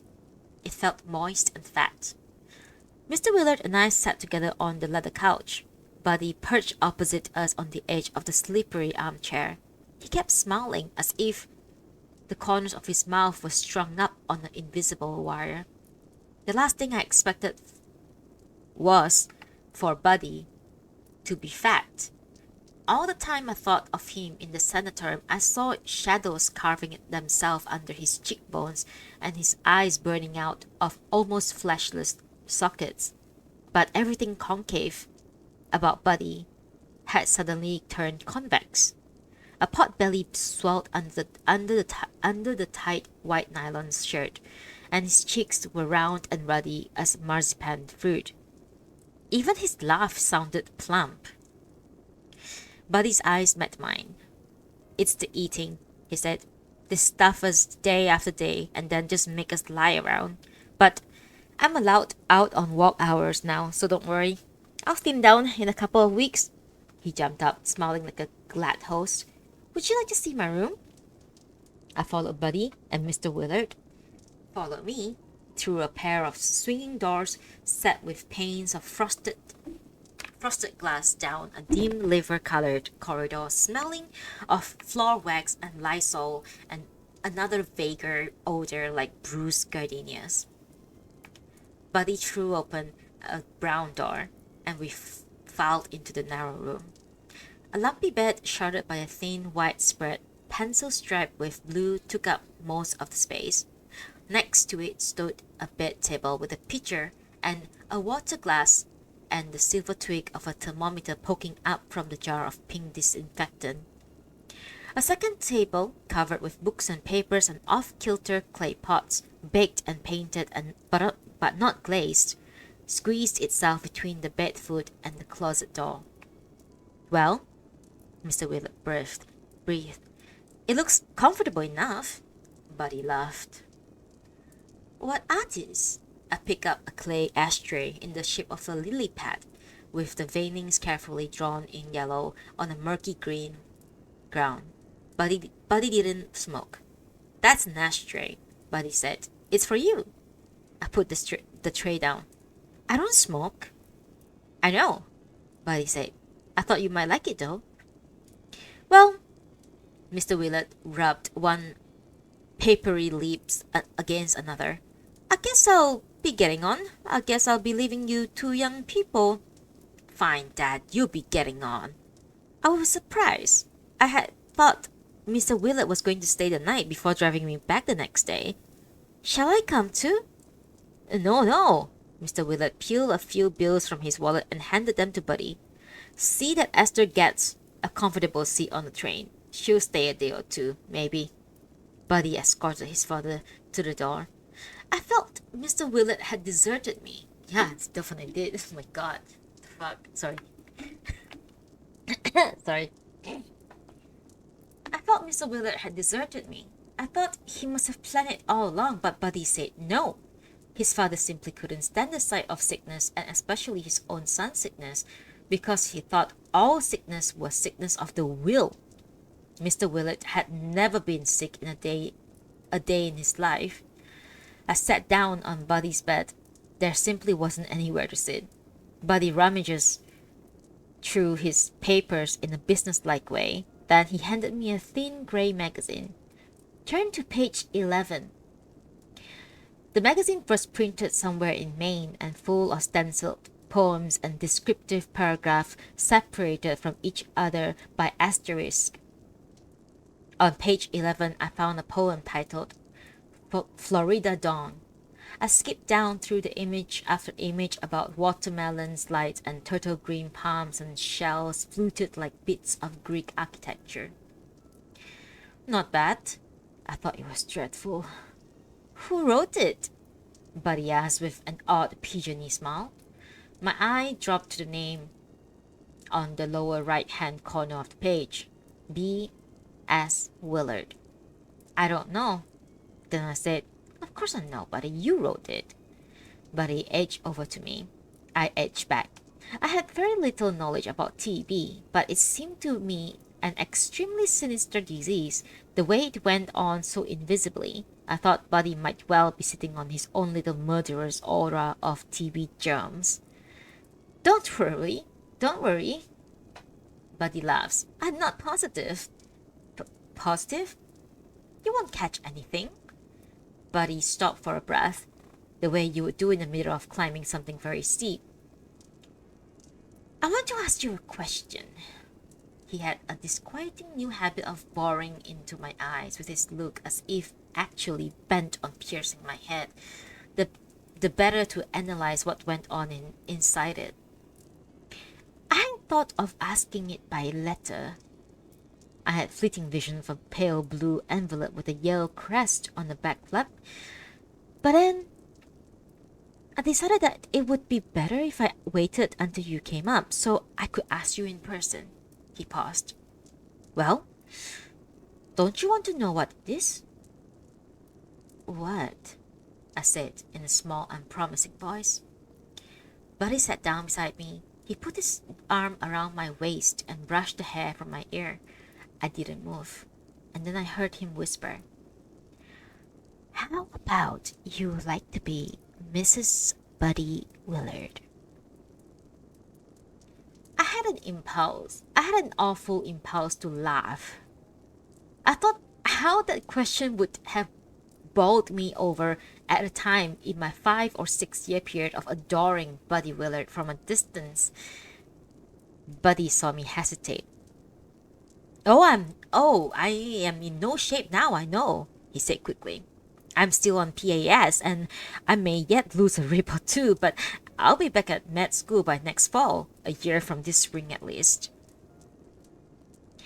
I think I should tell you something, Buddy. I know, Buddy said stiffly. You've met someone. No, it's not that. What is it then? I'm never going to get married. You're crazy, Buddy brightened. You'll change your mind. No, my mind's made up. But Buddy just went on looking cheerful. Remember? I said. That time you hitchhiked back to college with me after skate night? I remember. Remember how you asked me where I would like to live best, the country or the city? And you said, and I said, I wanted to live in the country and the city both. Buddy nodded. And you, I continued with a sudden force, laughed and said that I had the perfect setup of a true neurotic. That question came from some questionnaire that you had in psychology class that week. Buddy's smile dimmed. Well, you are right. I am a neurotic. I could never settle down in either the country or the city. You could live between them, Buddy suggested helpfully. Then you could go to the city sometimes and to the country sometimes. Well, what's so neurotic about that? Buddy didn't answer. Well, I rapped out thinking, you can't coddle these sick people. It's the worst thing for them. It would spoil them to bits. Nothing, Buddy said in a pale, still voice. Neurotic, huh? I let out a scornful laugh.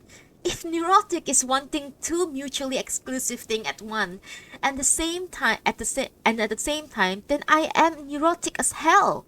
I'll be flying back and forth between one mutually exclusive thing and another for the rest of my days. Buddy put his hand on mine. Let me fly with you. I stood at the top of the ski slope on Mount Pishka, looking down. I had no business to be up there. I had never skied before in my life. Still, I thought I would enjoy the view while I had the chance. At my left, the rope tow deposited the skier after skier on the snowy summit, which packed much packed by much crossing and recrossing, and slightly melted into the noon sun and had hardened to the consistency of polished glass and consistency and polish of glass. The cold air punished my lungs and sinuses to a visionary clearness. On every side of me, the red and the blue and the white jacketed skiers tore away down the blinding slope like fugitive bits of an American flag. From the foot of the ski run, the imitation log cabin lodge piped in its popular song into the overhang of silence. The lilt and bloom treaded by me like an invisible rivulet in a desert of snow. In a desert of snow. One careless, superb gesture, and I would be hurled into motion down the slope towards a small khaki spot in the sideline among the spectators, which was Buddy Willard. All morning, Buddy had been teaching me how to ski. First, Buddy borrowed skis poles from a friend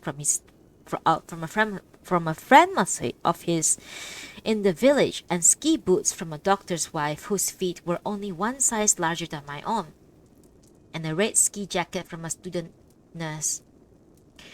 His persistence in the face of mullishness was astounding.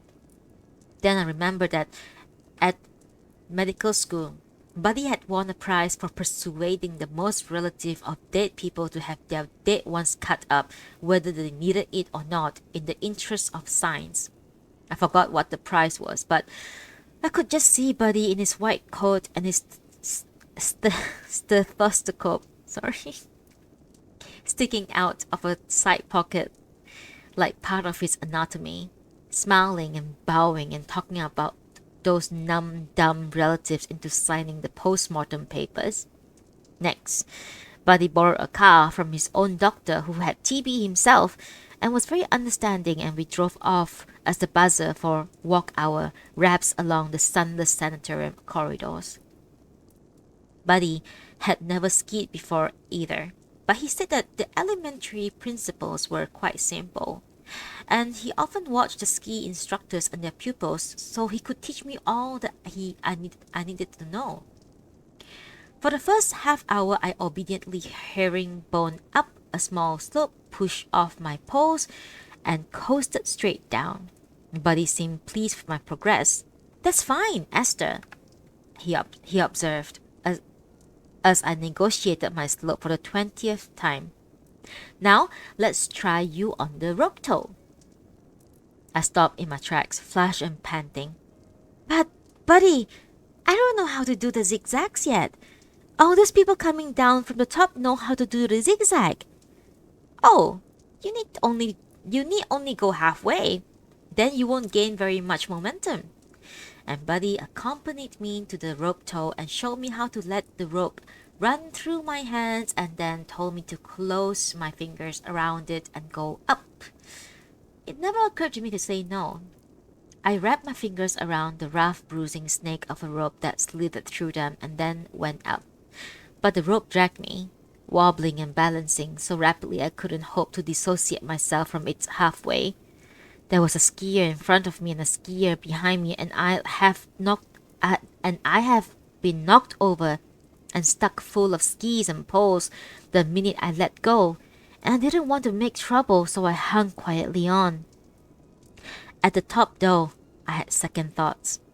Buddy singled me out, hesitating there in the red jacket, his arms chopped the air like khaki windmills, and then I saw he was signaling me to come down a path that had been opened in the middle of the weaving skiers. But as I poised, uneasy, with a dry throat, the smooth white path from my feet to his feet grew blurred. A skier crossed it from the left and another crossed it from the right, and Buddy's arm went on waving feebly as antenna from the other side of the field, swarming with tiny moving animalcules like germs or bent bright exclamation marks. I look up from the churning amphitheater to the view beyond it. The great gray eye of the sky looked back at me, its mist-shrouded sun focusing all the white and the silent distances that poured from every point of the compass, hill after pale hill to stall at my feet. The interior voice nagging at me not to be a fool, to save my skin and take off my skis and walk down, camouflaged by the scrub pines bordering the slopes, fled like a disconsolate mosquitoes. The thought that I might kill myself formed in my mind coolly, as a tree or as a flower. I measured the distance to Buddy with my eye. His arms were folded now, and he seemed of a piece with the split rail fence behind him, numb, brown, and inconsequential. Edging to the rim of the hilltop, I dug the spite of my poles into the snow and pushed myself into a flight I knew I couldn't stop by skill or any belated excess of will. I aimed straight down. A keen wind that had been hiding itself struck me in full in the mouth and raked the hair back horizontal on my head. I was descending, but the white sun rose no higher. It hung over suspended waves of the hills, and in sentient pivot without which the world would not exist. A small answering point in my own body flew towards it. I felt my lungs inflate with the inrush of scenery. Air, mountains, trees, people. I thought, this is what to be happy. I plummeted down the past zigzaggers, the students, the experts, through year after year doubleness and smiles and compromise into my own past. People and trees receded on either hand the dark sides of a tunnel as I hurtled onto the still, bright point at the end of it. The pebble off the bottom of the well, the white, sweet baby cradled in its own mother's belly. My teeth crunch a gravelly mouthful, ice water seeped down my throat. Buddy's face hung over me, near and huge like a distracted planet. Other faces showed themselves up in the back of his. Behind them, black dots swarmed on a plane of whiteness. Piece by piece, as the strokes of a dull grandmother's wand, the old world sprang back into position. You were doing fine, a familiar voice informed my ear, until that man stepped into your path. People were unfastening my bindings and collecting my ski poles from where they poked skyward askew in their separate snowbanks. The lodge fence propped itself at my back. Buddy bent to pull off my boots and the several pairs of white wool socks that padded them. His plump hand shut on my left foot, then inched up my ankle, closing and probing as if feeling for a concealed weapon. A dispassionate white sun shone at the summit of the sky. I wanted to hone myself on it till I grew saintly and thin and essential as the blade of a knife. I'm going up, I said. I'm going to do it again. No, you're not. A queer, satisfied expression came over Buddy's face. No, you're not, he repeated with a final smile. Your leg's broken in 2 places. You'll be stuck in a cast for months. That's chapter 8. Oh boy. Oh boy, oh boy, oh boy.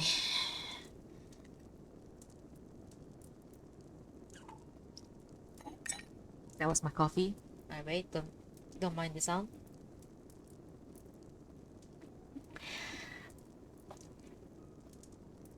Oh boy. Women in the 50s, huh?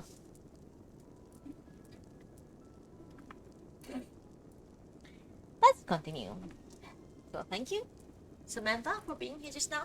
I understand. Nobody can sit down here.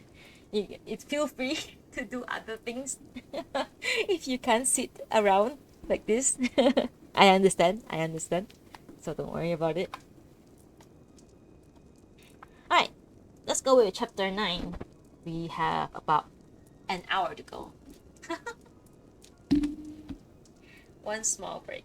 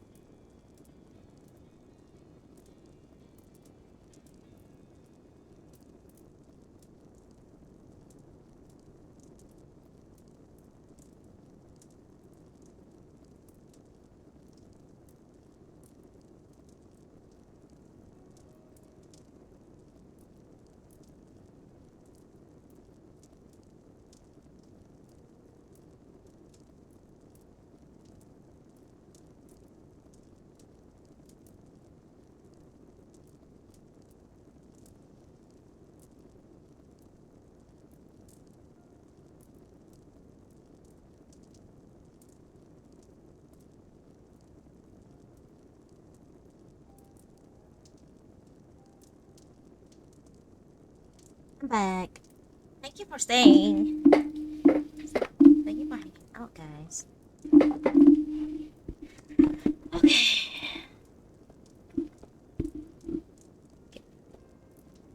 let's continue.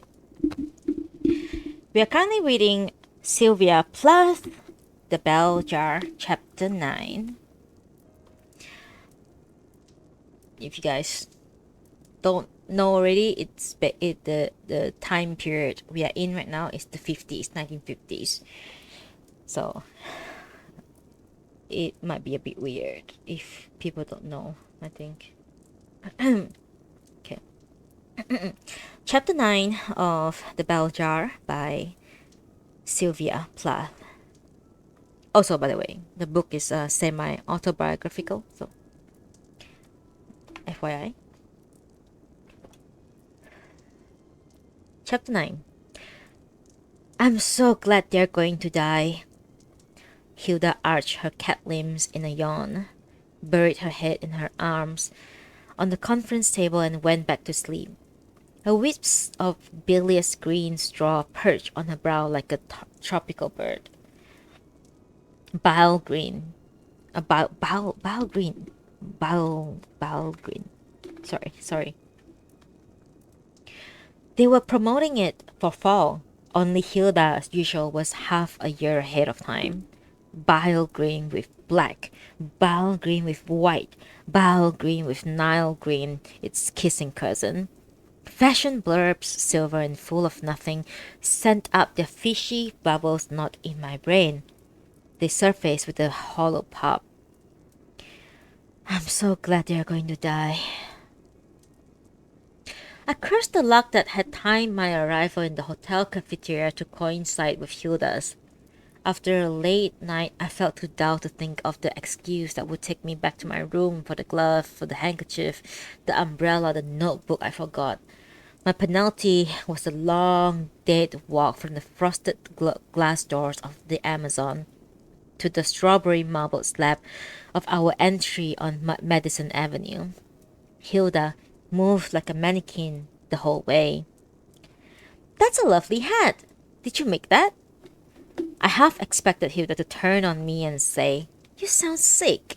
But she only extended and then retracted her swanny neck.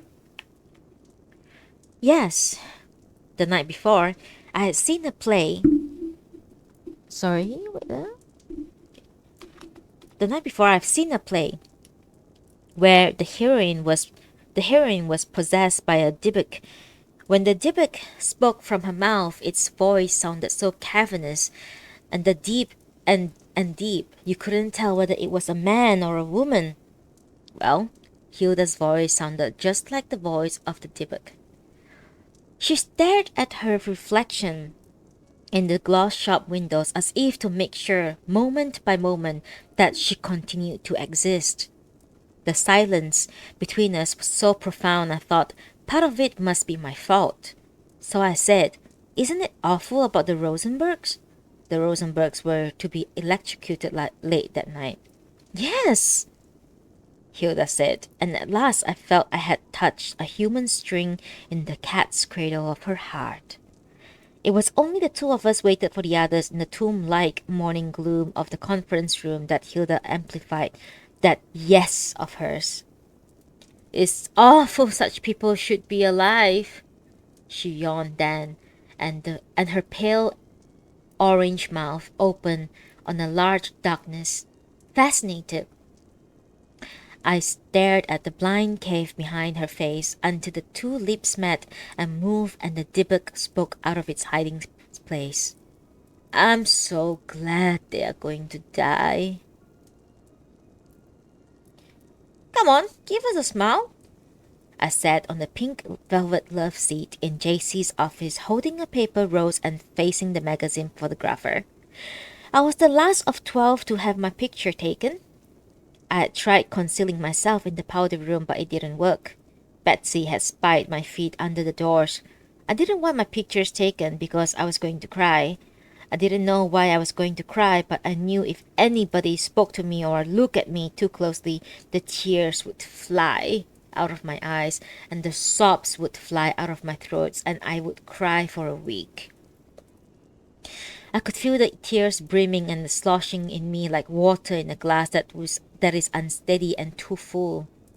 This was the last round of photographs before the magazine went to press and we returned to Tulsa or Biloxi or Teaneck or Coos Bay or wherever we are from, and we were supposed to be photographed with props to show what we wanted to be. Betsy held an ear of corn to show she wanted to be a farmer's wife, and Hilda held the bald, faceless head of a hat maker's dummy to show that she wanted to design hats, and Doreen held a gold-embroidered sari to show that she wanted to be a social worker in India. Parentheses, she didn't really, she told me. She only wanted to get her hands on a sari. When they asked me what I wanted to be, I said I didn't know. "Oh, sure you know," the photographer said. "She wants," said JC wittily, "to be everything."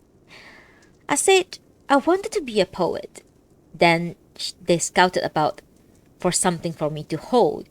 JC suggested a book of poems, but the photographer said no, that would be too obvious. It should be something showed what inspired me, what inspired the poems. Finally, JC unclipped the single long stem paper rose from her latest hat.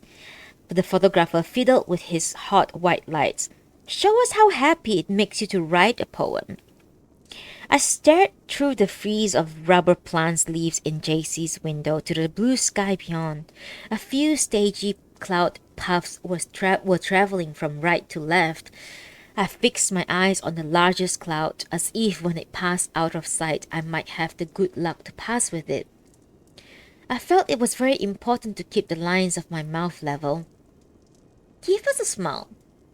At last, obediently, like the mouth of a ventriloquist dummy, my own mouth started to quirk up. "Hey," the photographer protested with a sudden foreboding. "You look like you're going to cry." I couldn't stop. I buried my face in the pink velvet facade of JC's love seat, and with immense relief of salt tears and miserable noises that had been prowling around in me all morning, burst out into the room.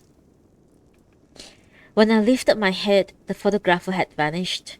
JC had vanished as well. I felt limp and betrayed, like the skin shed by a terrible animal. It was a relief to be free of the animal, but it seemed to have taken my spirit with it, everything else it could lay its paws on. I fumbled in my pocketbook for a gilt compact with the mascara and the mascara brush and the eyeshadow and the three lipsticks of and the side mirror. The face that peered back at me seemed to be peering from the grating of a prison cell after a prolonged beating. It looked bruised and puffy and all the wrong colors. It was a face that needed soap and water and Christian tolerance. I started to paint it with small heart. JC breezed back after a decent interval with an armful of manuscripts. "This will amuse you," she said. "Have a good read." Every morning, a snowy avalanche of manuscripts swelled the dust-gray piles in the office of the fiction editor. Secretly, in studies and attics, the schoolrooms all over America, people must be writing. Someone or other, finish a manuscript every minute. In 5 minutes, that would be 5 manuscripts stacked on the fiction editor's desk. Within the hour, there would be 60, crowding each other onto the floor, and in 1 year. I smiled, seeing a pristine imaginary manuscript floating in mid-air with Esther Greenwood typed in the upper right-hand corner. After my month on the magazine, I applied for a summer school course with a famous writer where you sent in the manuscript of a story and he read it. And said whether you were good enough to be admitted into his class. Of course, it was a very small class, and I had sent my story a long time ago and I hadn't heard from the writer yet, but I was sure that I would find the letter of acceptance waiting in the mail table at home. I decided I would surprise JC and send in a couple of stories I wrote in this class under a pseudonym. Then one day, the fiction editor would come in to JC personally and plop the stories down on her desk and say, "Here's something to cut above the usual." And JC would agree and accept them and ask the author to lunch, and it would be me. "Honestly," Doreen said, "this one will be different." "Tell me about him," I said stonily. "He's from Peru." "They're squat," I said. "They're ugly as Aztecs." No, sweetie. I've already met him." We were sitting on my bed in a mess of dirty cotton dresses and leathered nylons and grey underwear, and for 10 minutes Doreen had been trying to persuade me to go to a country club dance with a friend of somebody Lenny knew, which she insisted was a very different thing from a friend of Lenny's. But as I was catching the 8 o'clock train home the next morning, I felt I should make some attempt to pack. I also had a dim idea that if I walked the streets of New York by myself all night, something of the city's mystery and magnificence might rub off onto me at last. But I gave it up. It was becoming more and more difficult for me to decide to do anything in those last days. And when I eventually did decide to do something, such as packing a suitcase, I only dragged all my grubby, expensive clothes out of the bureau and the closet and spread them all on the chairs and bed and floor and then sat and stared at them, utterly perplexed. They seemed to have a separate maulish identity of their own that refused to be washed and folded and stowed. "It's these clothes," I told Doreen. "I just can't face these clothes when I come back."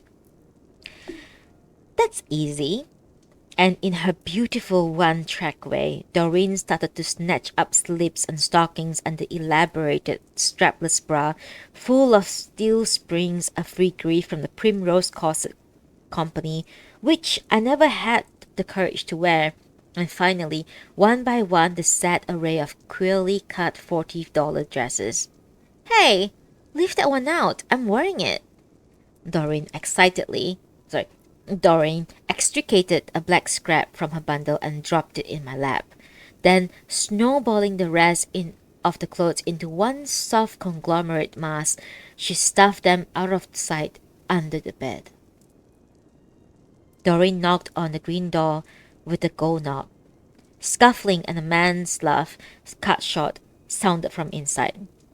Then a tall boy in shirt sleeves and a blonde crew cut inched the door open and peered out.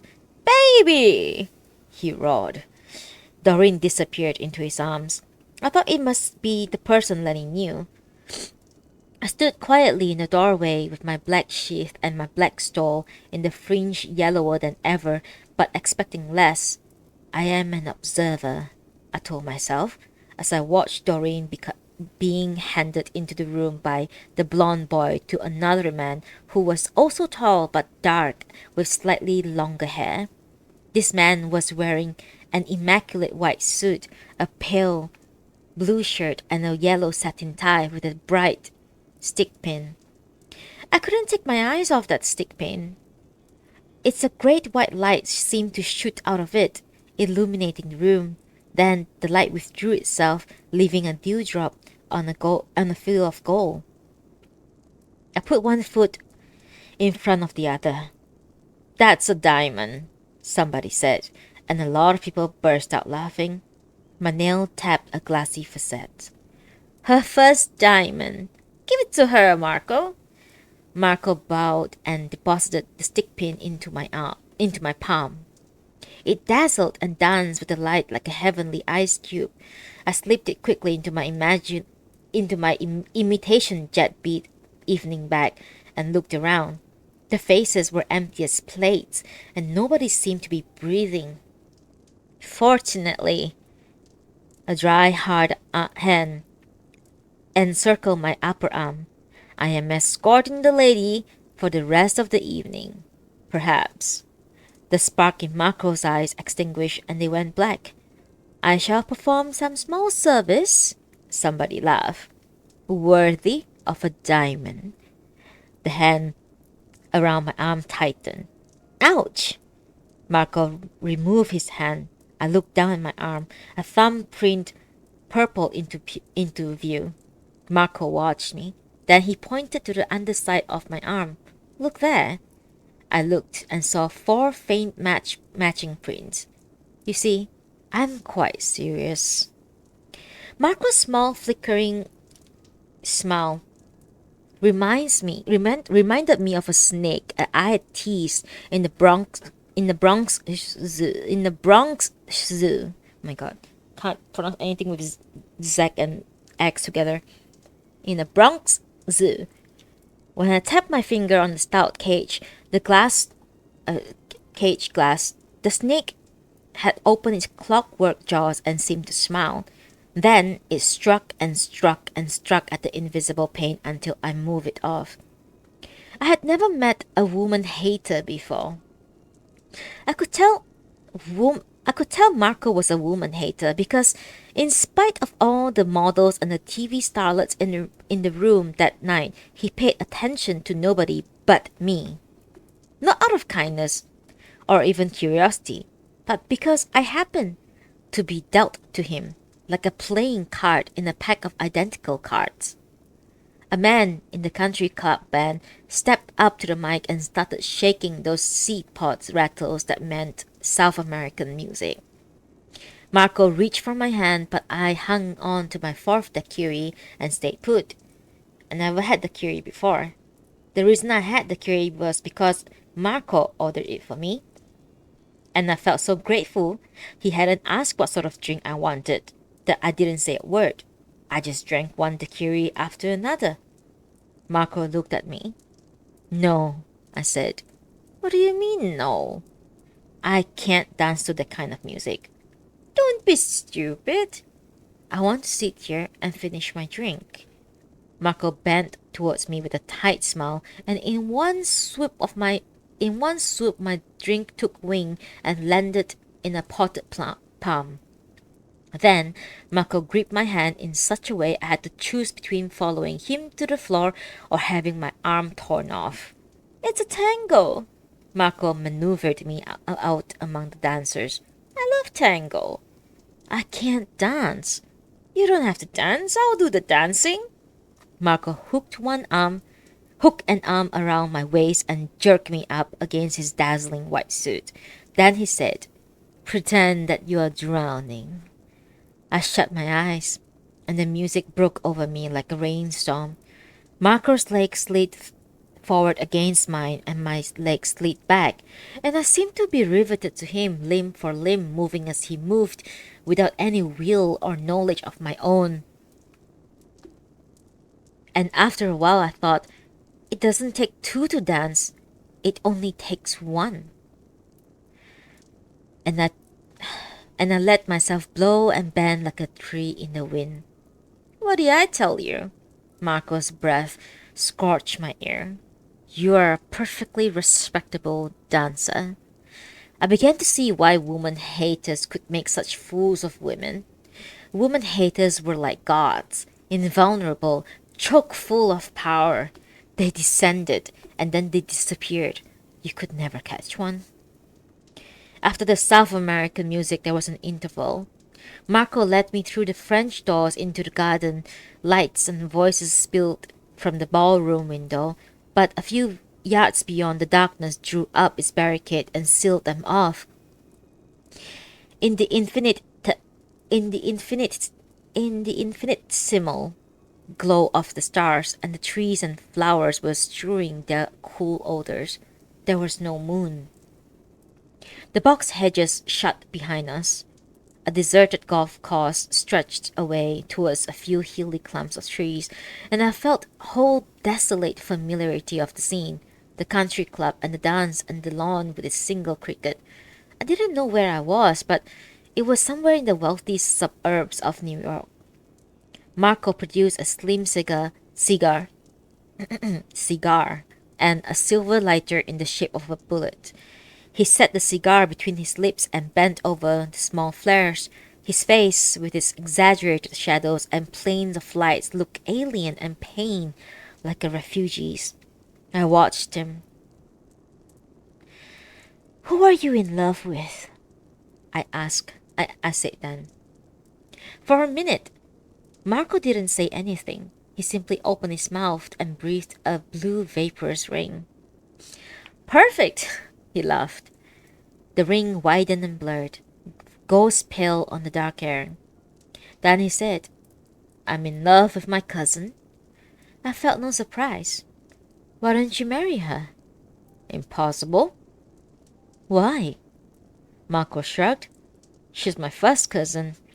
She's going to be a nun." "Is she beautiful?" "There's no one to touch her." "Does she know that you love her?" "Of course." A pause. The obstacle seemed unreal to me. "If you love her," I said, "you'll love somebody else someday." Marco dashed his cigar underfoot. The sound soared and struck me with a soft shock. Mud squirmed through my fingers. Marco waited until I half rose. Then he put both hands onto my shoulders and flung me back. "My dress!" "Your dress!" The mud oozed and adjusted itself to my shoulder blades. "Your dress!" Marco's face lowered cloudily over mine. A few drops of spit struck my lips. "Your dress is black, and the dirt is black as well." Then he threw himself down as if he would grind his body through me and into the mud. "It's happening," I thought. "It's happening. If I just lie here and do nothing, it will happen." Marco set his teeth to the strap at my shoulder and tore my sheath to the waist. I saw the glimmer of bare skin, like a pale veil separating two bloody-minded adversaries. "Slut." The word hissed by my ear. "Slut." The dust cleared, and I had a full view of the battle. I began to writhe and bite. Marco weighed me onto the earth. "Slut!" I gouged at his leg with the sharp heel of my shoe. He turned, fumbling for the hurt. Then I fisted my fingers together and smashed them at his nose. It was like hitting the steel plate of a battleship. Marco sat up. I began to cry.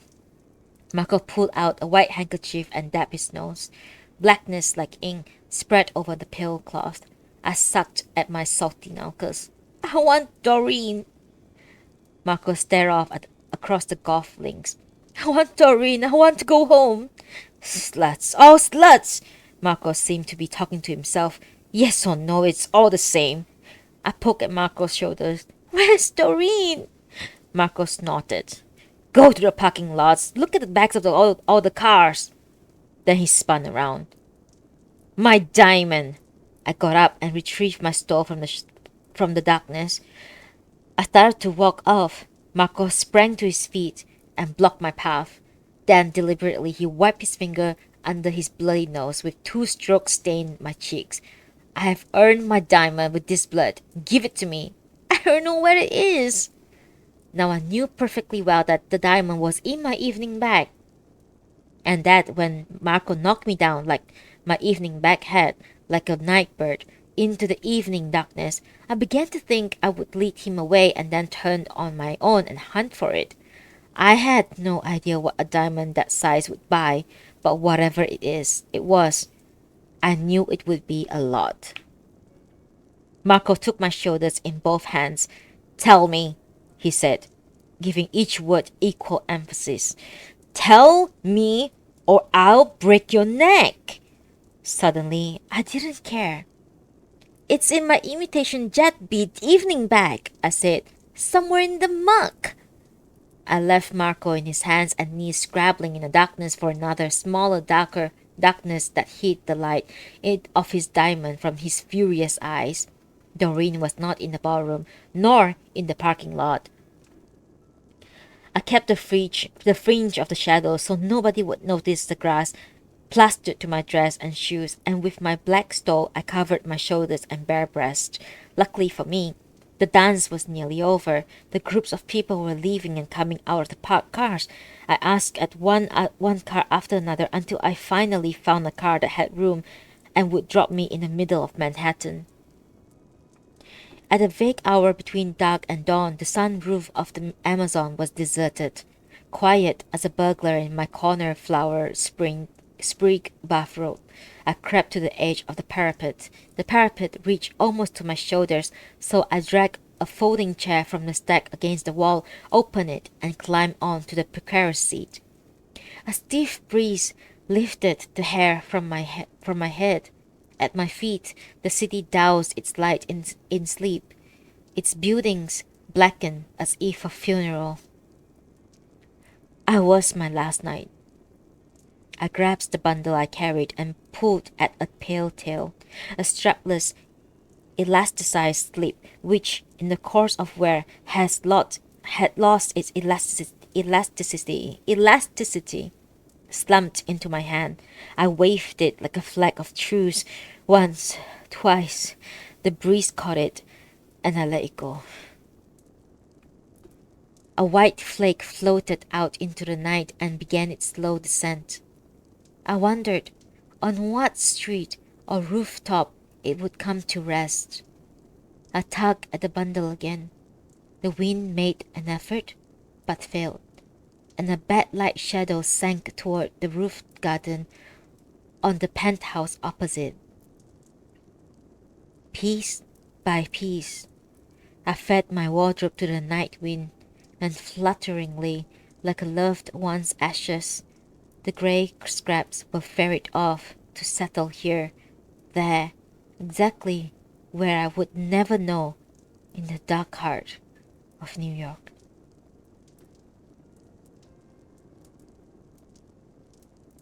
It was a bit intense.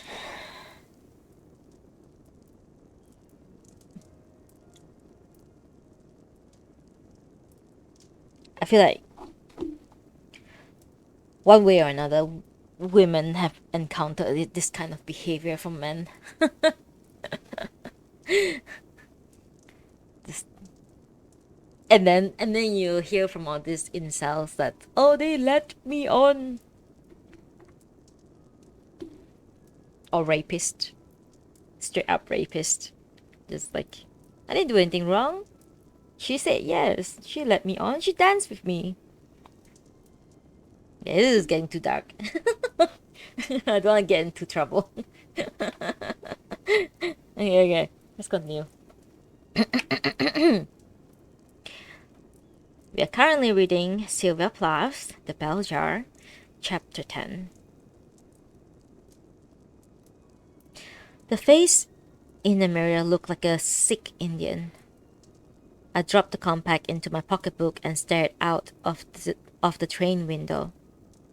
Like a colossal junkyard, the swamps and the backlots of Connecticut flashed past, one broken down fragments bearing no relation to the other. What a hot potch the world was! I glanced down at my unfamiliar skirt and blouse. The skirt was a green dirndl with tiny black, white, and electric blue shapes swarming across it, and it stuck out like a lampshade. Instead of sleeves, the white eyelet blouse had frills at the shoulder, floppy as the wings of a new angel. I had forgotten to save any day clothes from the ones I let fly over New York, so Betsy had traded me a blouse and skirt for my bathrobe with the cornflowers on it. A wan reflection of myself, white wings, brown ponytail, and all ghosted over the landscape. "Pollyanna, cowgirl!" I said out loud. A woman in the seat opposite looked up from her magazine. I hadn't, at the last moment, felt like washing off the two diagonal lines of dried blood that marked my cheeks. They seemed touching and rather spectacular, and I thought I would carry them around with me, like the relic of a dead lover, till they wore off their own accord. Of course, if I smiled or moved my face too much, the blood would flake away in no time, so I kept my face immobile. And when I had to speak, I spoke through my teeth without disturbing my lips. I didn't really see why people should look at me. Plenty of people looked queerer than I did. My gray suitcase rode on the rack over my head, empty except for the 30 best short stories of the year, a white plastic sunglasses case, or 24 put avocado pears, a parting present from Doreen. The pears were unripe, so they would keep well, and whenever I lifted my suitcase up and down, or simply carried it along, they cannoned from one end to the other, like some special little thunder of their own. "Route Wayne 28!" The conductor bawled. The domesticated wilderness of pine, maple, and oak rolled to a halt and stuck in the frame of the train window like a bad picture. My suitcase grumbled and bumped as I negotiated the long aisle. I stepped from the air-conditioned compartment onto onto the station platform, and the motherly breath of suburb enfolded me. It smelled of lawn sprinklers and station wagons and tennis rackets and dogs and babies. A summer calm laid its soothing hand over everything, like death. My mother, who was waiting by the glove-gray Chevrolet.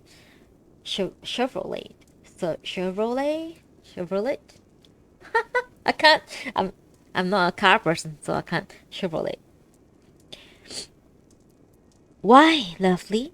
What's happened to your face?" "Cut myself," I said briefly, and crawled into the back seat after my suitcase. I didn't want her staring at me the whole way home. The upholstery felt slippery and clean. My mother climbed behind the wheel and tossed a few letters into my lap and then turned her back. The car purred into life. "I think I should tell you right away," she said, and I could see bad news in the set of her neck. You didn't make that writing, of course." The air punched out of my stomach. All through June, the writing course had stretched before me like a bright, safe bridge over the dull gulf of the summer. Now I saw it totter and dissolve, and a body in a white blouse and green skirt plummet into gap. Then my mouth shaped itself sourly. I had expected it.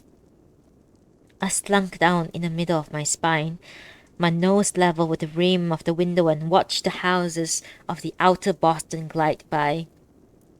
As the houses grew more and more familiar, I slunk still lower. I felt it was very important not to be recognized. The gray padded car roof closed over my head like roof of a prison van, and the white shining identical clapboard houses with their interstices of well-groomed green proceeded past, one bar after another in a large but escape-proof cage.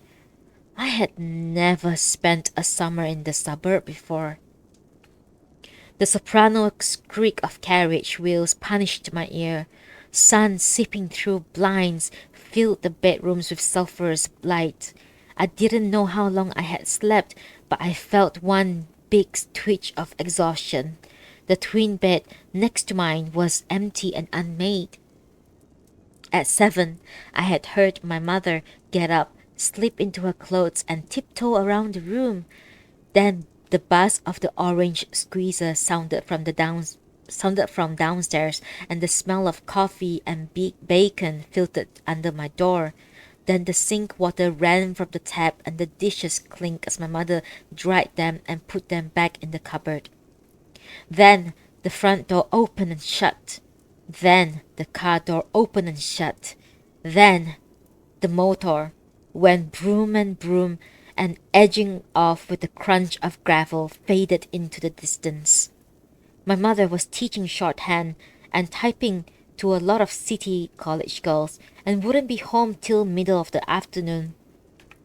The carriage wheels squeaked past again. Somebody seemed to be wheeling a baby back and forth under my window. I slipped out of bed and onto the rug and quietly on hands and knees crawled over to see who it was. Ours was a small white clapboard house set in the middle of a small green lawn on the corner of two peaceful suburban streets, but in spite of the little maple trees planted in intervals around our property, anybody passing along the sidewalks could glance up at the second-story windows and see just what's going on. This was brought home to me by our next-door neighbor, a spiteful woman named Mrs. Ockenden. Mrs. Ockenden was a retired nurse who had just married her third husband. The other two died in curious circumstances, and she spent an inordinate amount of time peering from behind the starched white curtains of her windows. She had called my mother up twice about me, once to report that I had been sitting in front of the house for an hour under the street light and kissing somebody in a blue Plymouth, and once to say that I had better pull the blinds down in my room because she had seen me half naked getting ready for bed one night when she happened to be out walking her Scotch terrier. With great care, I raised my eyes to the level of the windowsill. A woman, not 5 feet tall, with a grotesque, protruding stomach, was wheeling an old black baby carriage down the street. 2 or 3 small children of various sizes, all pale with smudgy faces, and bare smudgy knees, wobbled along in the shadow of her skirt. A serene, almost religious smile lit up the woman's face. Her head tilted happily like a sparrow egg perched on a duck egg. She smiled into the sun. I knew the woman well. It was Dodo Conway. Dodo Conway was a Catholic woman who had gone to Barnard and then married an architect who had gone to Columbia and was also a Catholic. They had a big rambling house up the street from us, set behind a morbid facade of pine trees and surrounded by scooters, tricycles, doll carriages, toy fire trucks, baseball bats, badminton nets, croquet wickets, hamster cages, and cocker spaniel puppies, the whole sprawling paraphernalia of suburban childhood. Dodo interested me in spite of myself. Her house was unlike all the others in our neighborhood in its size. It was much bigger, and in its color. The second story was constructed of dark brown clapboard, and the first was grey stucco, studded with grey and purple golf ball shaped stones, and the pine trees completely screened it from view, which was considered unsociable in our community of adjoining lawns and friendly waist-high hedges.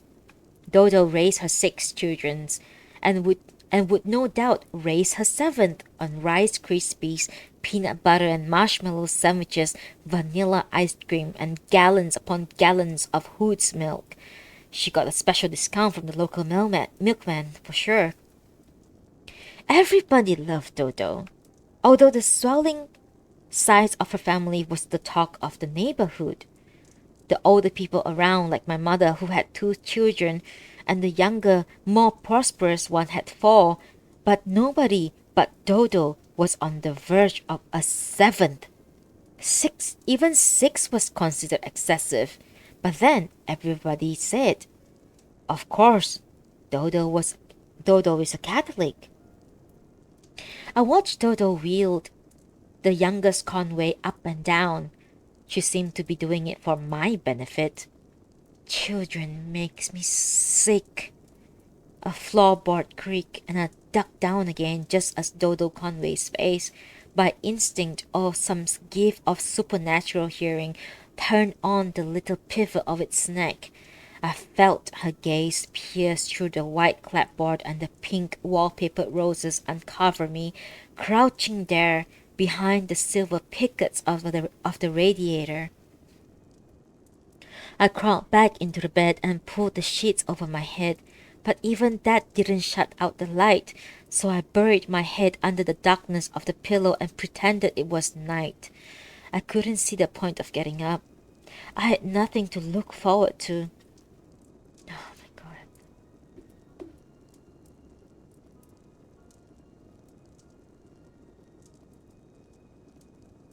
If you want to know what I have been the past 6 months, that's me. In the past 6 months. After a while, I heard the telephone ringing in the downstairs hall. I stuffed the pillow into my ears and gave myself 5 minutes.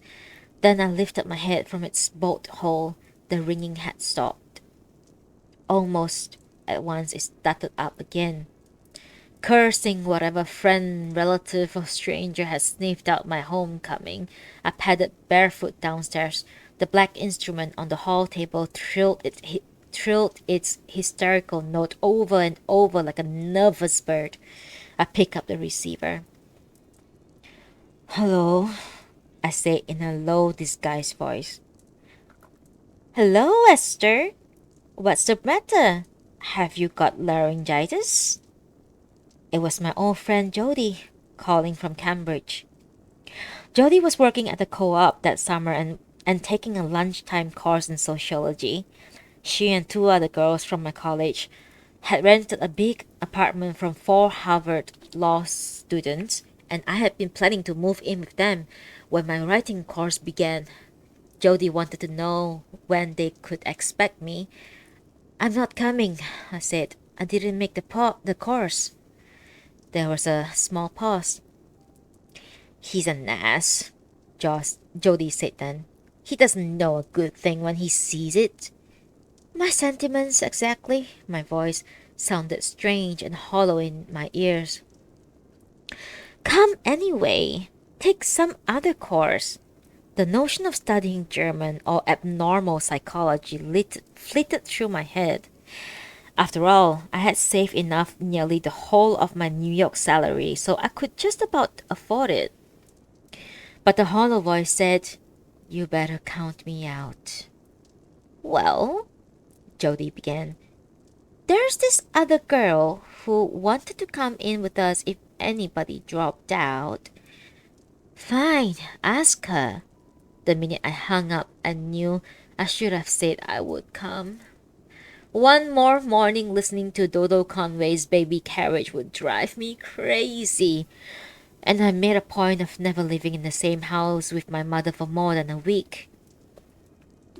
I reached for the receiver. My hand advanced a few inches, then retreated and fell limp. I forced it towards the receiver again, and then it stopped short, as if it had collided with a pane of glass. I wandered into the dining room. Propped on the table, I found a long, business-like letter from the summer school and a thin blue letter from leftover Yale stationery, addressed to me in Buddy Willard's lucid hand.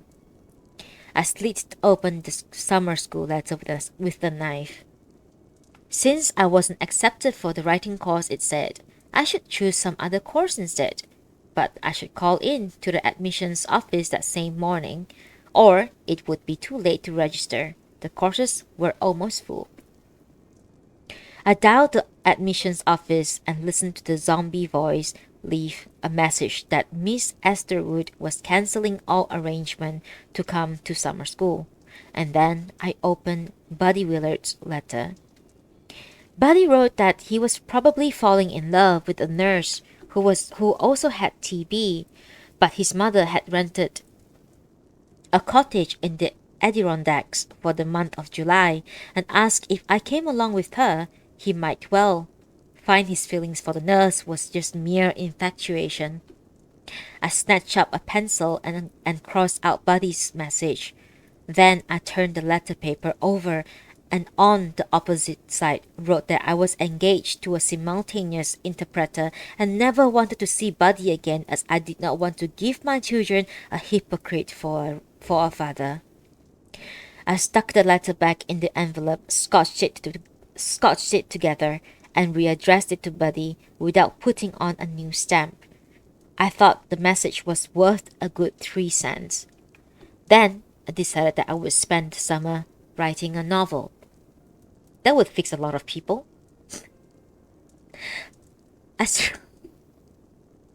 Oh my god.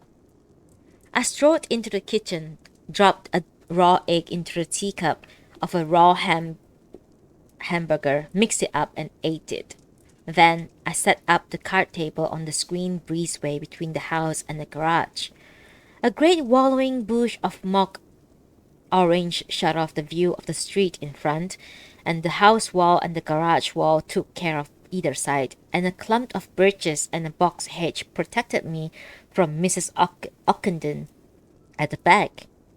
I counted out 350 sheets of corrosible bond from my mother's stock in the hall closet and secreted away under a pile of old felt hats and clothes brushes and woolen scarves.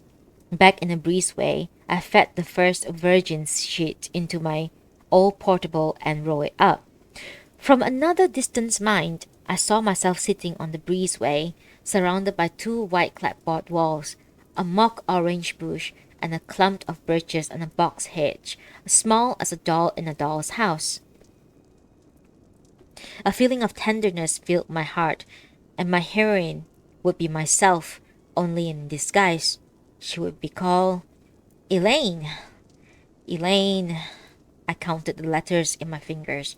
There were 6 letters in Esther too. It seemed to be a lucky thing. Quote, Elaine sat on the breezeway in an old yellow nightgown of her mother's, waiting for something to happen. It was a sweltering morning in July, and drops of sweat crawled down her back one by one, like slow insects. I leaned back and read what I had written. It seemed lively enough, and I was quite proud of the bit about the drops of sweat like insects, only I had the dim impression that I probably read it somewhere else a long time ago. I sat like that for about an hour, trying to think of what would come next, and in my mind, the barefoot doll in her mother's old yellow nightgown sat and stared into space as well. Why, honey, don't you want to get dressed? My mother took care never to tell me to do anything. She would only reason with me sweetly, like one intelligent, mature person with another. It's almost 3 in the afternoon. I'm writing a novel, I said. I haven't gotten the time to change out of this and change into that. I lay on the couch on the breezeway and shut my eyes. I could hear my mother clearing the typewriter and the papers from the card table and laying out the silver for the supper, but I didn't move. Inertia oozed like molasses through Elaine's limbs. That's what it must felt like to have malaria, she thought. At that rate, I'll be lucky if I wrote a page a day. Then I knew what the trouble was. I needed experience. How could I write about life when I never had a love affair or a baby or seen anybody die? A girl I knew who had just won prize for a short story about her adventures among the pygmies in Africa. How could I compete with that sort of thing? By the end of supper, my mother had convinced me that I should study shorthand in the evenings. Then I would be killing two birds with one stone, writing a novel and learning something practical as well. I would be saving a whole lot of money. That same evening, my mother unearthed an old blackboard from the cellar and set it up on the breezeway. Then she stood at the blackboard and scribbled little curlicues in white chalk while I sat in a chair and watched. At first, I felt hopeful. I thought I might learn shorthand in no time, and when the freckled lady in the scholarship office asked me why I hadn't worked on to earn money in June, July, and August the way you were supposed to if you were a scholarship girl, I could tell her that I had taken a free shorthand course instead, so I could support myself right after college. The only thing was, when I tried to picture myself in some job, briskly jotting down line after line of shorthand, my mind went blank. There wasn't one job I felt like doing where you could use shorthand. And as I sat there and watched, the white chalk curlicues blurred into senselessness. I told my mother I had a terrible headache and went to bed. An hour later, the door inched open and she crept into the room, and I heard the whisper of her clothes as she undressed. She climbed into bed. Then her breathing grew slow and regular. In the dim light of the street lamp that filtered through the drawn blinds, I could see the pin curls on her head glittering like a row of little bayonets. I decided I would put off the novel until I'd gone to Europe and had a lover, and I would never learn a word of shorthand. If I never learned shorthand, I would never have to use it. Wow, that's a way to put it. If I never learned shorthand, I would never have to use it. If I never learn anything, I would never have to do anything, basically. I thought I would spend the summer reading Finnegan's Wake and writing my thesis. Then I would be way ahead when college started at the end of September, and able to enjoy my last year instead of swatting away with no makeup and stringy hair on a diet of coffee and benzedrine, the way most of the seniors taking honors did. Then they finished their thesis.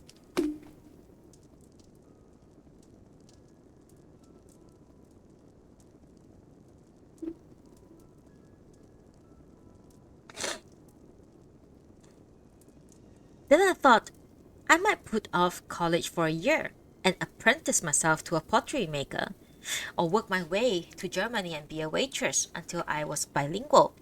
Then plan after plan started leaping through my head like a family of scatty rabbits. I saw the years of my life spaced along a road in the form of telephone poles threaded together by wires. I counted 1, 2, 3, 19 telephone poles, and then the wires dangled into space, and try as I would, I couldn't see a single pole beyond the 19. The room lured into view, and I wondered where the night had gone. My mother turned from a foggy log into a slumbering middle-aged woman, her mouth slightly open and a snore raveling from her throat. The piggish noise irritated me, and for a while it seemed to me that the only way to stop it was to take the column of skin and sinew from which it rose and twist it to silence between my hands. I feigned sleep until my mother left for school, but even my eyelids didn't shut out the light. They hung the raw red screen of their tiny vessels in front of me like a wound. I crawled between the mattress and the padded bedstead and let the mattress fall across me like a tombstone. It felt dark and safe under there, but the mattress was not heavy enough. It needed about a ton more weight to make me sleep. River run past even Adams from swerve of shore to bends of bays brings us to commodious vicus of recirculations back to house, castle, and environs. The thick book made an unpleasant dent in my stomach. River run past Eves and Adams. I thought the small letter at the start might mean that nothing ever really began all anew with a capital, but that it just flowed from what it came before. Eve and Adams was Adam and Eve, of course, but it probably signified something else as well. Maybe it was a pub in Dublin. My eyes sank through the alphabet soups of letters to the long words in the middle of the page.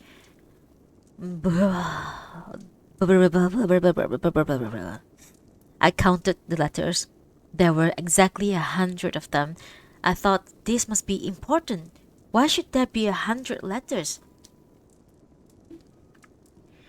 Haltingly, I tried the word aloud. It sounded like heavy wooden object falling downstairs. Boom, boom, boom, step after step. Lifting the pages of the book, I let them fan slowly by my eyes. Words, dimly familiar but twisted all awry like faces in fun house mirror, fled past, leaving no impressions on the glassy surface of my brain. I squinted at the page. The letters grew barbs and ram's horns. I watched them separate each from the other and jiggle up and down in a silly way. Then they associated themselves in fantastic, untranslatable shapes like Arabic or Chinese. I decided to junk my thesis. I decided to junk the whole honor program and become an ordinary English major. I went to look up the requirements of an ordinary English major at my college. There were lots of requirements, and I didn't have half of them. One of the requirements was a course in the 18th century. I hated the very idea of the 18th century, with all those smug men writing tight little couplets and being so dead keen on reason, so I skipped it. They let you do that in honors. You were much freer. I had been much free. I had spent most of my time on Dylan Thomas. A friend of mine, also in honors, had managed to never read a word of Shakespeare, but she was a real expert on the four quartets. I saw how impossible and embarrassing it would be for me to try to switch from my free program into a stricter one, so I looked up the requirements for English majors at the city college where my mother taught. They were even worse. You had to know Old English and the history of English language, and a representative selection of all had been written from Beowulf to the present day. This surprised me. I had always looked down on my mother's college, as it was co-ed and filled with people who couldn't get scholarship to the big Eastern colleges. Now I saw the stupidest person at my mother's college knew more than I did. I saw they wouldn't even let me in through the door, let alone give me a large scholarship like the one that I had at my own college. I thought I'd better go to work for a year and think things over. Maybe I could study the 18th century in secret. But I didn't know shorthand, so what could I do? I could be a waitress or a typist, but I couldn't stand the idea of being either one. You say you want more sleeping pills? Yes. But the ones I gave you last week are very strong. They don't work anymore. I liked Teresa. She had a gentle, intuitive touch. Teresa's large dark eyes regarded me thoughtfully. I could hear the voices in her of her 3 children in the garden under the consulting room window. My Aunt Libby had married an Italian, and Teresa was my aunt's sister-in-law and our family doctor. I thought it must be because she was Italian. There was a little pause. What seems to be the matter? Teresa said then. I can't sleep. I can't read. I tried to speak in a cool, calm way, but the zombie rose up in my throat and choked me off. I turned my hands palm up. I think Teresa tore off a white slip from her prescription pad and wrote down a name and address. You'd be better see another doctor that I know. He'll be able to help you more than I can. I peered at the writing, but I couldn't read it. Dr. Gordon, Teresa said. He's a psychiatrist. That's the end of chapter 10. Oh, we get to the part where the book is all about, mostly. More people should read this book. That's my opinion. Men, especially men. I think people who should read this book is people who are like the opposite gender of the writer, and also people who has never dealt with depression before, so they can like have an understanding of like how depression is, what is insomnia, you know, what is anhedonia. Yeah. At this point, whatever that she's experiencing is just anhedonia. Just a quick reminder and side note is that this book is written by Sylvia Plath, and it is actually her autobiography, but I would say maybe like 20% embellishment, name change for everyone, even including herself. She named herself as Esther in this book. So yeah, it's pretty much a real matter we have on hands. All right, let's continue. I think this is the last chapter. Then I'm gonna end the stream. Okay. And I'll try to come back tomorrow if I feel like it. Okay. I think tomorrow should be fine. I'll see. All right. We are currently reading Sylvia Plath, The Bell Jar, Chapter 11. Chapter 11. Dr. Gordon's waiting room was hushed and beige. The walls were beige, and the carpets were beige, and the upholstered chairs and sofas were beige. There's no mirrors or pictures, only certificates from different medical schools, with Dr. Gordon's names in Latin hung about the wall. Pale green loopy ferns and spike leaves of a much darker green filled the ceramic pots and on the end table, and the coffee table and the magazine table. At first, I wondered why the room felt so safe. Then I realized it was because there were no windows. The air conditioning made me shiver. I was still wearing Betsy's white blouse and Durandal skirt. They drooped a bit now, as I hadn't washed them in my 3 weeks at home. The sweaty cotton gave off a sour smell, but gave off a sour but friendly smell. I hadn't washed my hair for 3 weeks either. I hadn't slept for 7 nights. Welcome to insomnia, guys. Very good description. That was my life. That was my life for a while, too. My mother told me that I must have slept. It was impossible not to sleep in all that time. But if I slept, it was with my eyes wide open, for I had followed the green luminous course of the second hand and the minute hand and the forehand of the bedside clock through the circles and semicircles every night for 7 nights without missing a second or a minute or an hour.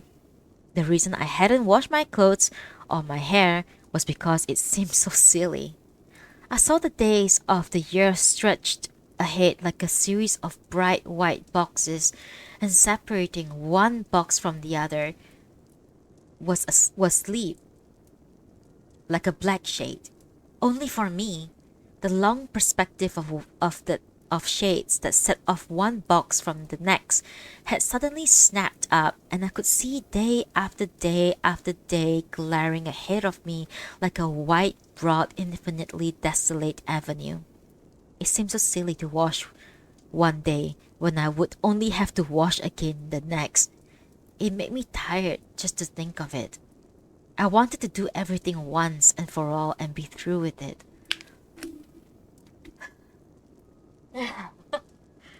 Sorry.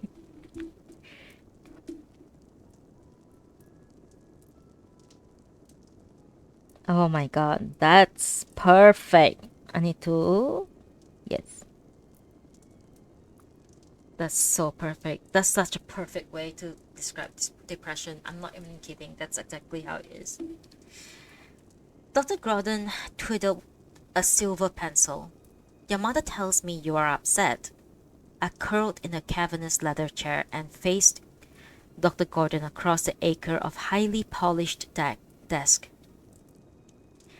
Dr. Gordon waited. He tapped his pencil, tap tap tap, across the neat green field of his blotter. His eyelashes were so long and thick they looked artificial, black plastic reeds fringing two green glacial pools. Dr. Gordon's features were so perfect, he was almost pretty. I hated him the minute I walked in through the door. I had imagined a kind, ugly, intuitive man looking up and saying, "Ah!" in an encouraging way, as if he could see something I couldn't. Then I would find words to tell him how I was so scared, as if I were being stuffed farther and farther into the black airless sack with no way out. Then he would lean back in his chair, match the tips of his fingers together in a little steeple and tell me why I couldn't sleep and why I couldn't read and why I couldn't eat and why everything people did seemed so silly because they only died in the end. And then I thought he would help me step by step to be myself again. But Dr. Gordon wasn't like that at all. He was young and good looking, and I could see right away he was conceited. Dr. Gordon had a photograph on his desk in a silver frame that half faced him and half faced my leather chair. It was a family photograph, and it showed a beautiful dark-haired woman who could have been Dr. Gordon's sister, smiling out over the heads of two blonde children. I think one child was a boy and one was a girl, but it may have been that both children were boys or that both were girls. It's really hard to tell when children are so small. I think there was also a dog in the picture. Towards the bottom, a kind of an Airedale or Golden Retriever, but it may have been the pattern of the woman's skirt, really. For some reason, that photograph made me furious. I didn't see why it should be turned halfway towards me unless Dr. Gordon was trying to show me right away that he's married to some glamorous woman and I better not get any funny ideas. Then I thought, how could this Dr. Gordon help me anyway? With a beautiful wife and beautiful children and beautiful dog haloing him like an angel, like angels on a Christmas card. Suppose you can try and tell me what you think is wrong. I turned the words over suspiciously like round sea-polished pebbles that might suddenly put out a claw and change into something else. What did I think was wrong? That made it sound as if nothing was really wrong. I only thought it was wrong. In a dull, flat voice, to show I was not beguiled by his good looks or his family photographs, I told Dr. Gordon about not sleeping and not eating and not reading. I didn't tell him about the handwriting, which bothered me the most of all. That morning, I had tried to write a letter to Doreen down in West Virginia asking whether I could come and live with her and maybe get a job at her college waiting on table or something. But when I took up my pen, my hand made a big, jerky, letters like those of a child, and those lines slopped down the page from left to right, almost diagonally, as if there were loops of string lying on papers and someone had come along and blown them askew. I knew I couldn't send a letter like that, so I tore it up into little pieces and I put them in my pocketbook next to my all-purpose compact in case the psychiatrist asked to see them. But of course, Dr. Gordon didn't ask to see them, as I hadn't mentioned them. I began to feel pleased at my cleverness. I thought I only need to tell him what I wanted to, and I could control the picture he had of me by hiding this, revealing that. All the while, he thought he's so smart. The whole time I was talking, Dr. Gordon bent his head as if he were praying, and the only noise apart from the dull, flat voice was the tap, tap, tap of Dr. Gordon's pencil at the same point on the green blotting blotter like a stout walking stick. When I had finished, Dr. Gordon lifted his head. "Where did you say you went to college?" Baffled, I told him. I didn't see where college fitted in. "Ah." Dr. Gordon leaned back in his chair, staring into the air over my shoulder with a reminiscent smile. I thought he was going to tell me his diagnosis and that perhaps I had judged him too hastily and too unkindly, but he only said, "I remember your college well. I was up there during the war. They had a WAC station, didn't they? Or was it Waves?" I said I didn't know. "Yes, a WAC station, I remember now. I was a doctor for the lot before I was sent overseas. My, there were a bunch of pretty girls." Dr. Gordon laughs. Then, in one smooth move, he rose to his feet and strode towards me round the corner of his desk. I wasn't sure what he meant to do, so I stood up as well. Dr. Gordon reached for the hand that hung at my right side and shook it. "See you next week, then."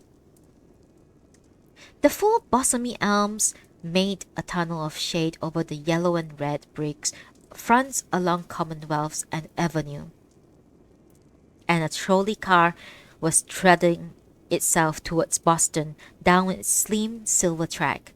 I waited for the trolley to pass, then crossed to the grey Chevrolet at the opposite curb.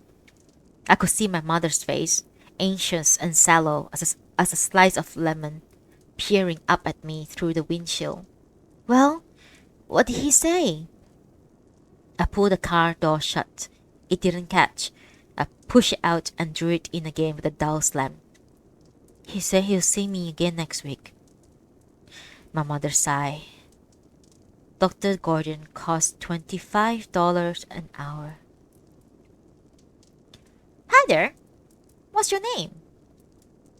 Ellie Higginbottom." The sailor fell into step beside me and I smiled. I thought there must be many sailors on the common as there were pigeons. They seemed to come out of dun-colored recruiting house on the far side with blue and white "Join the Navy" posters stuck up on the billboards round it and all over the inner walls. "Where do you come from, Ellie?" "Chicago."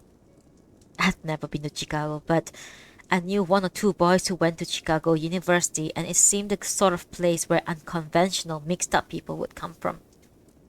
"You sure are a long way from home." The sailor put his arm around my waist.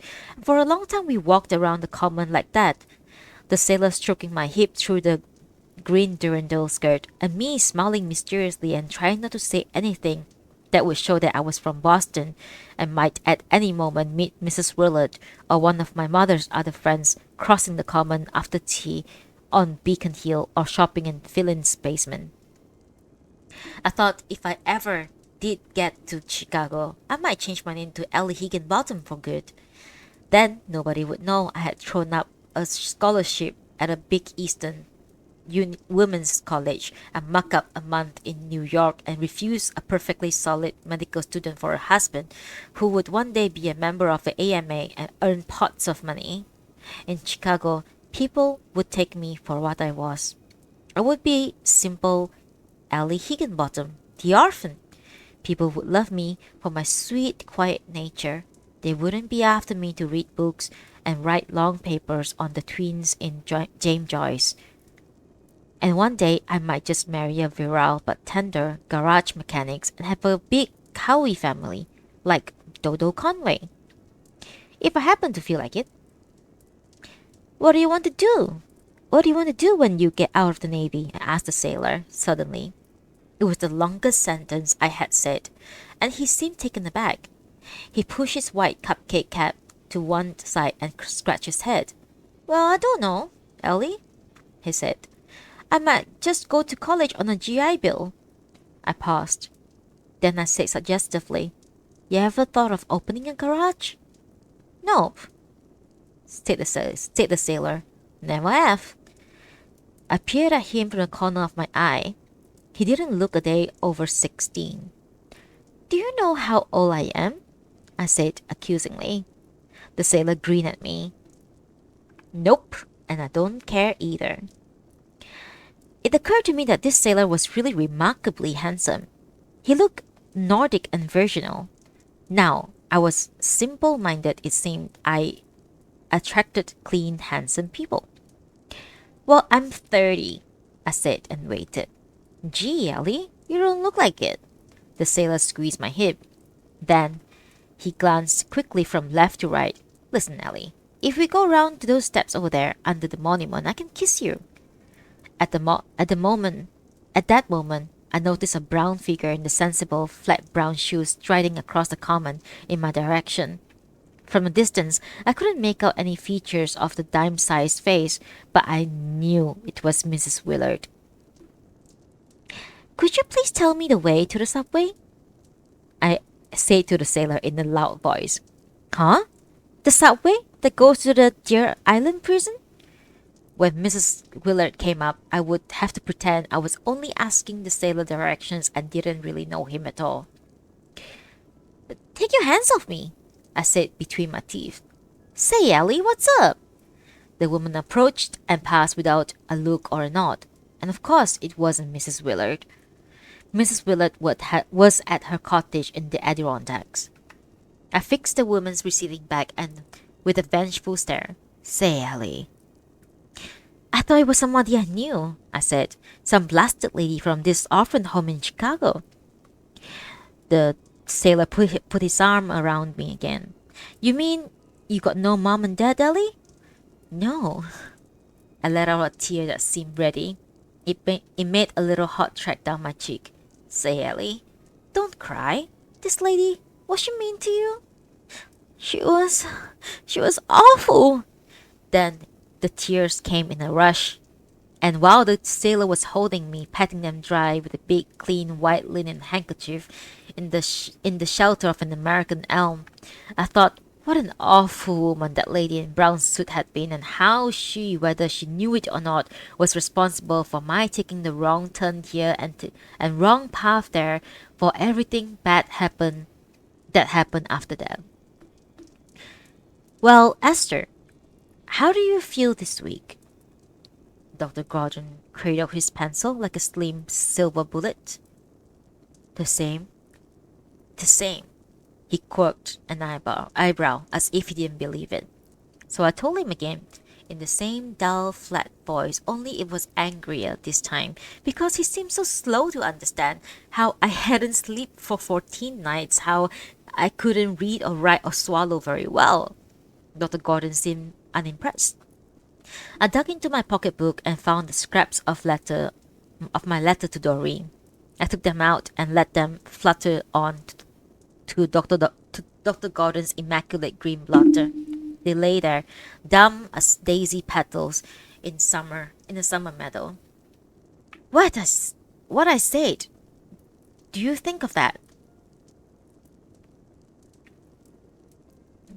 I thought Dr. Gordon must immediately see how bad the handwriting was, but he only said, I think I would like to speak to your mother. Do you mind? No, but I don't like the idea of Dr. Gordon talking to my mother one bit. I thought he might tell her I should be locked up. I picked up my every scrap of I picked up every scrap of my letter to Doreen, so Dr. Gordon couldn't piece them together and see I was planning to run away and walk out of his office without another word. I watched my mother grow smaller and smaller until she disappeared into the door of Dr. Gordon's office building. Then I watched her grow larger and larger as she came back to the car. Well? I could tell that she had been crying. My mother didn't look at me. She started the car. Then she said, as we glided under the cool deep sea shade of the elm, Dr. Gordon doesn't think that you improved at all. He thinks that you should have some shock treatments at his private hospital in Walton. I felt a sharp stab of curiosity, as if I had just read a terrible newspaper headline about somebody else.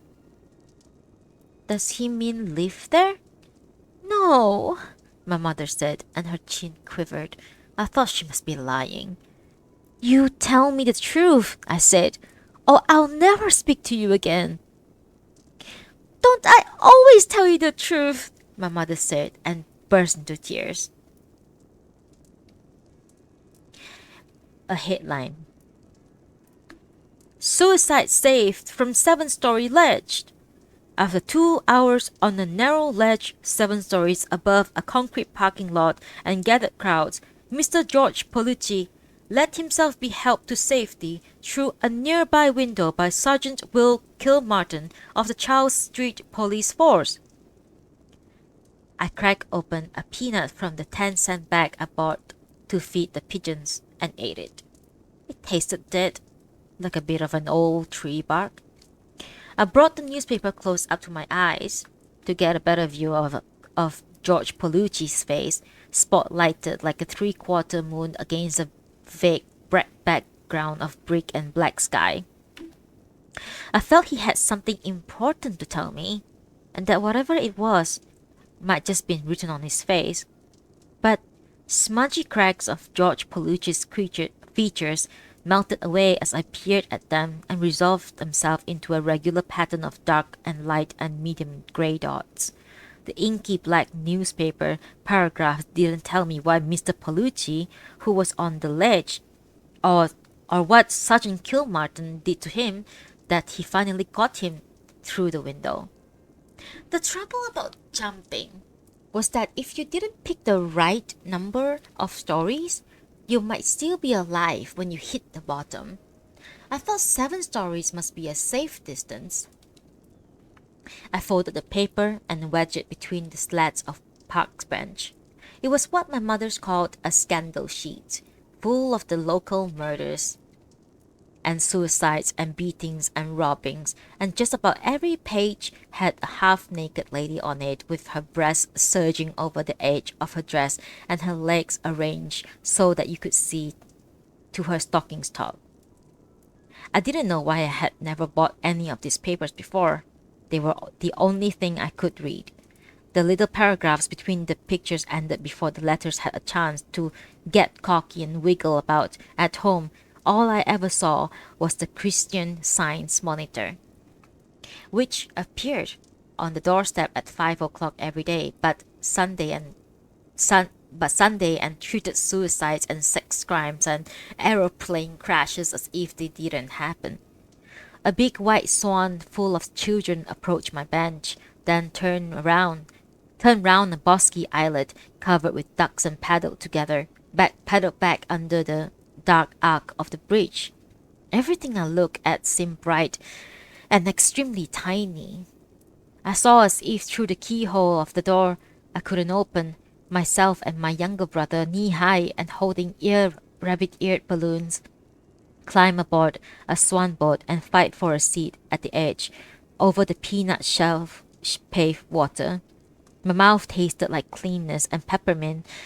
If we were good at the dentist, my mother always bought us a swan boat ride. I circled the public garden, over the bridge and under the blue-green monuments, past the American flags, the flower beds, and the entrance where you could have your pictures taken in orange-white striped canvas booth for 25 cents, reading the names of the trees. My favorite tree was the weeping scholar tree. I thought it must come from Japan. They understood things of the spirit in Japan. They disemboweled themselves when anything went wrong. I tried to imagine how they would go about it. They must have an extremely sharp knife. No, probably two extremely sharp knives. Then they would sit down, cross-legged, a knife in either hand. Then they would cross their hands and point the knife in each side of their stomach. Then they would have to be naked, or the knife would get stuck in their clothes. Then, in one quick flash, before they had the time to think twice, they would jab the knives in and zip them round, and one on the upper crescent and one on the lower crescent, making a full circle. Then their stomach skin would come loose like a plate, and their insides would fall out, and they would die. It would. It must take a lot of courage to die like that. My trouble was, I hated the sight of blood. I thought I might stay in the park all night. The next morning, Dodo Conway was driving my mother and me to Walton, and if I was to run away before it was too late, now it was the time. I looked in my pocketbook and counted out a dollar bill and 70 cents in dimes and nickels and pennies. I had no idea how much it would cost to get to Chicago, and I didn't dare to go to the bank and draw out all my money because I thought Dr. Gordon might well have warned the bank clerk to intercept me if I made any obvious move. Hitchhiking did occur to me, but I had no idea which of all routes out of Boston led to Chicago. It's easy enough to find directions on a map, but I had very little knowledge of directions when I was smack in the middle of nowhere.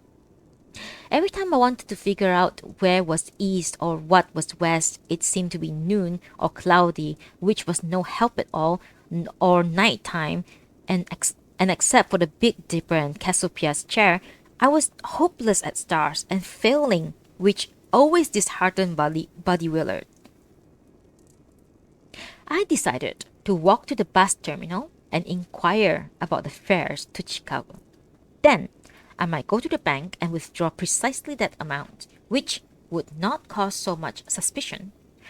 I had just strolled in through the glass doors of the terminal and was browsing over the rack of colored tours and leaflets and schedules when I realized that the bank in my hometown would be closed, as it was already mid-afternoon and I couldn't get any money out until the next day. My appointment at Walton was for 10 o'clock. At that moment, the loudspeaker crackled into life and started announcing the stops of a bus getting ready to leave in the parking lot outside. The voice on the loudspeaker went buckle, buckle, buckle, the way they do, so you can't understand a word, and then, in the middle of it all, the static. I heard a familiar name clear as A on the piano on the middle of all the tuning instruments of an orchestra. It was a stop 2 blocks from my house. I hurried out into the hot, dusty end of July afternoon, sweating and sandy mouthed as if late for a difficult interview, and boarded the red bus, whose motor was already running. I handed my fare to the driver, and silently, on glove hinges, the door folded shut at my back.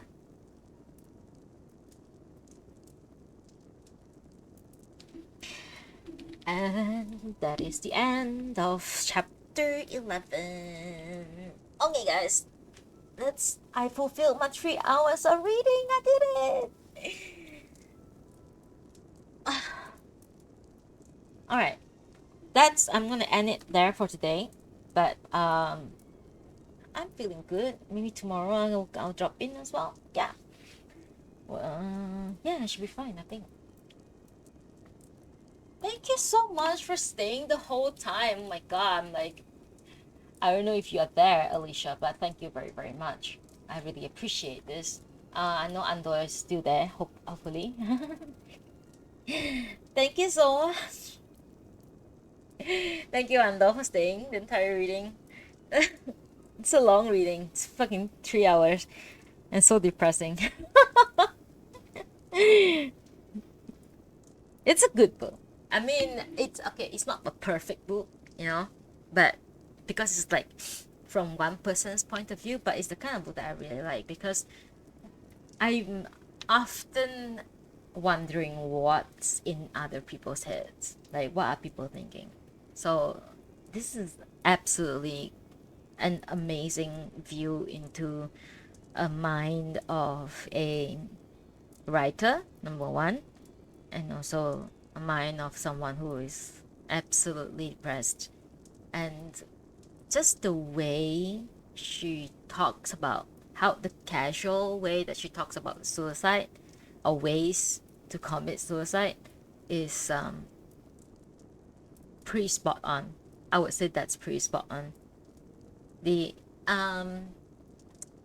it's a bit a bit gloomy to say, but it's anyone who has that kind of thoughts before, right? They usually talk about it or like think about it in a very very like casual way, like how she's saying like, oh, like jumping is good, but jumping also has a problem. If it's like not high enough, you might just end up crippled and you're not dead. You know how she admired how harakiri is being done.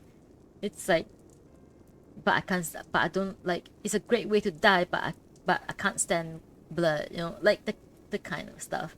Like it's like so casual in the head. It's so casual. The kind of thoughts is just so casual in the head that it's kind of fucked up, you know.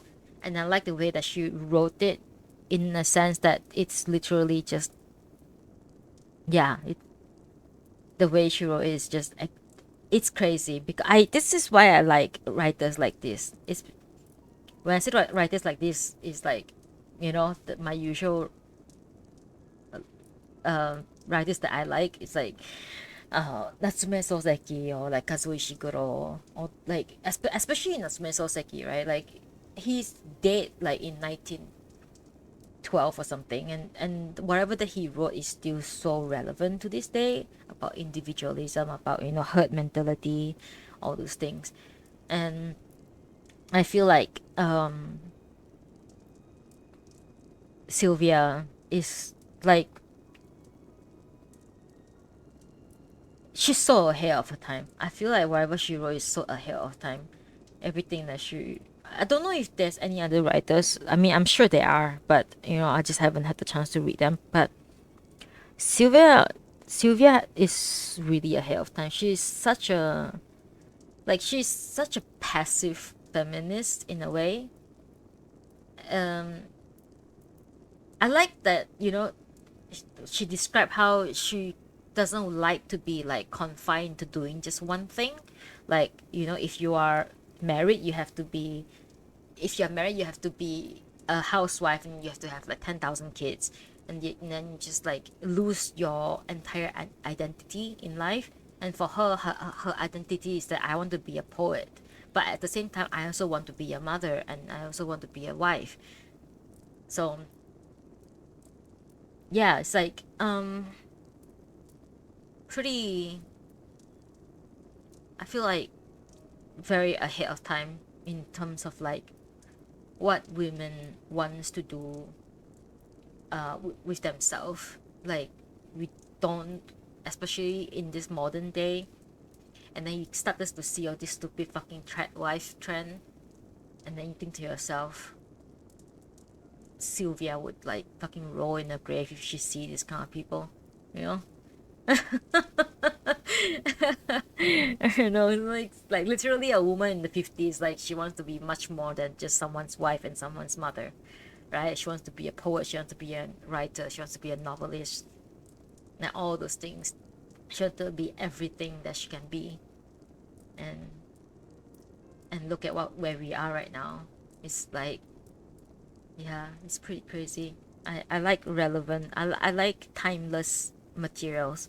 I like timeless writings, things that you can still feel related to, even years and years and years and years gone by. Yeah. Um, yeah, Sylvia's. I don't know if you guys know how Sylvia's life ended, but I mean, you can probably guess, I guess.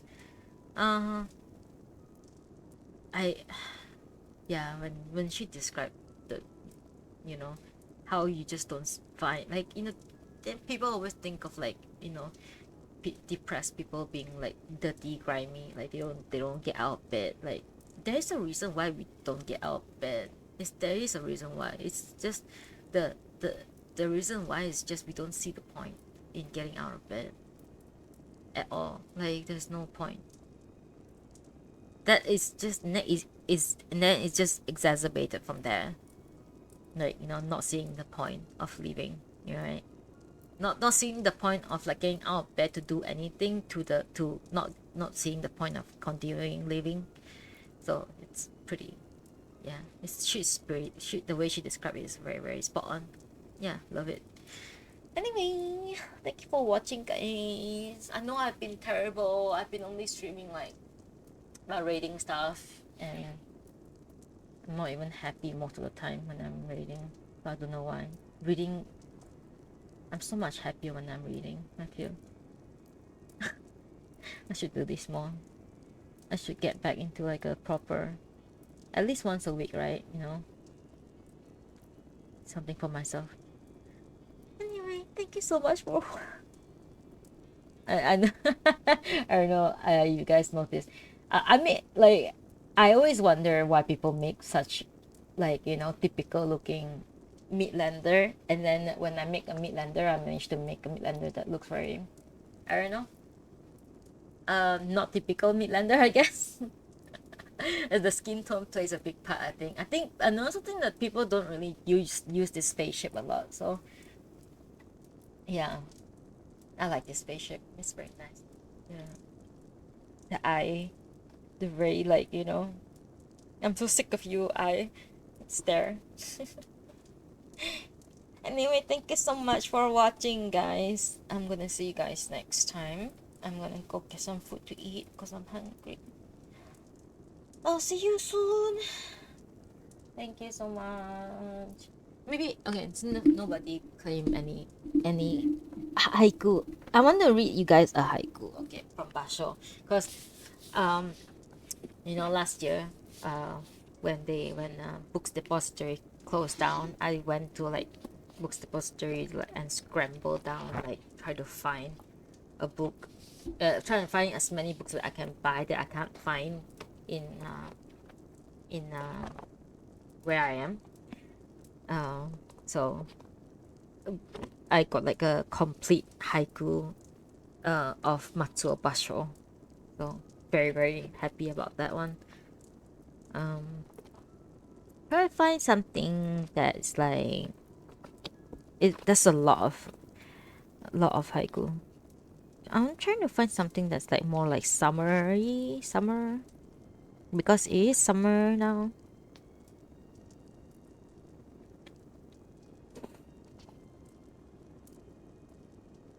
Is it summer or, like, rainy season? Actually, I don't know. It kind of feels like, I mean, June is rainy, so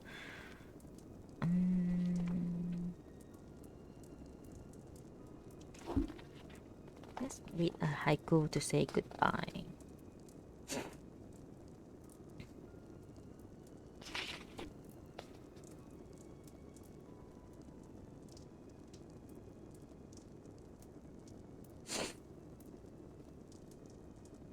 Summer.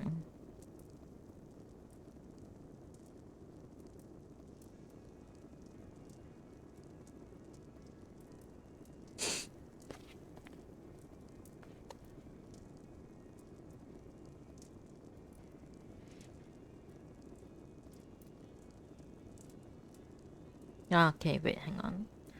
I got a summer one.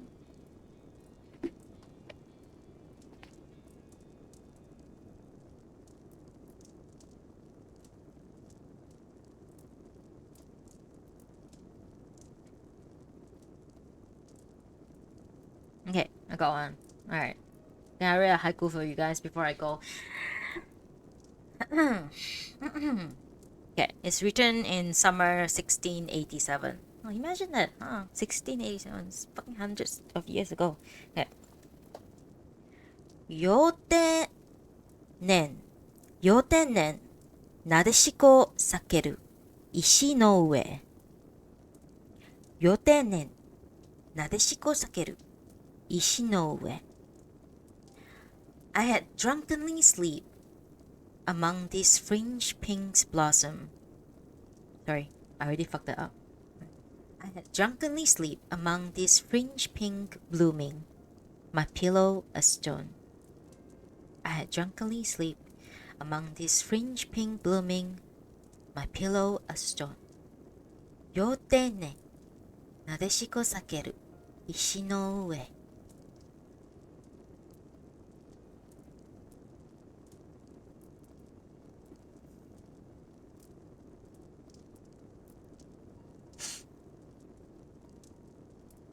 Yeah.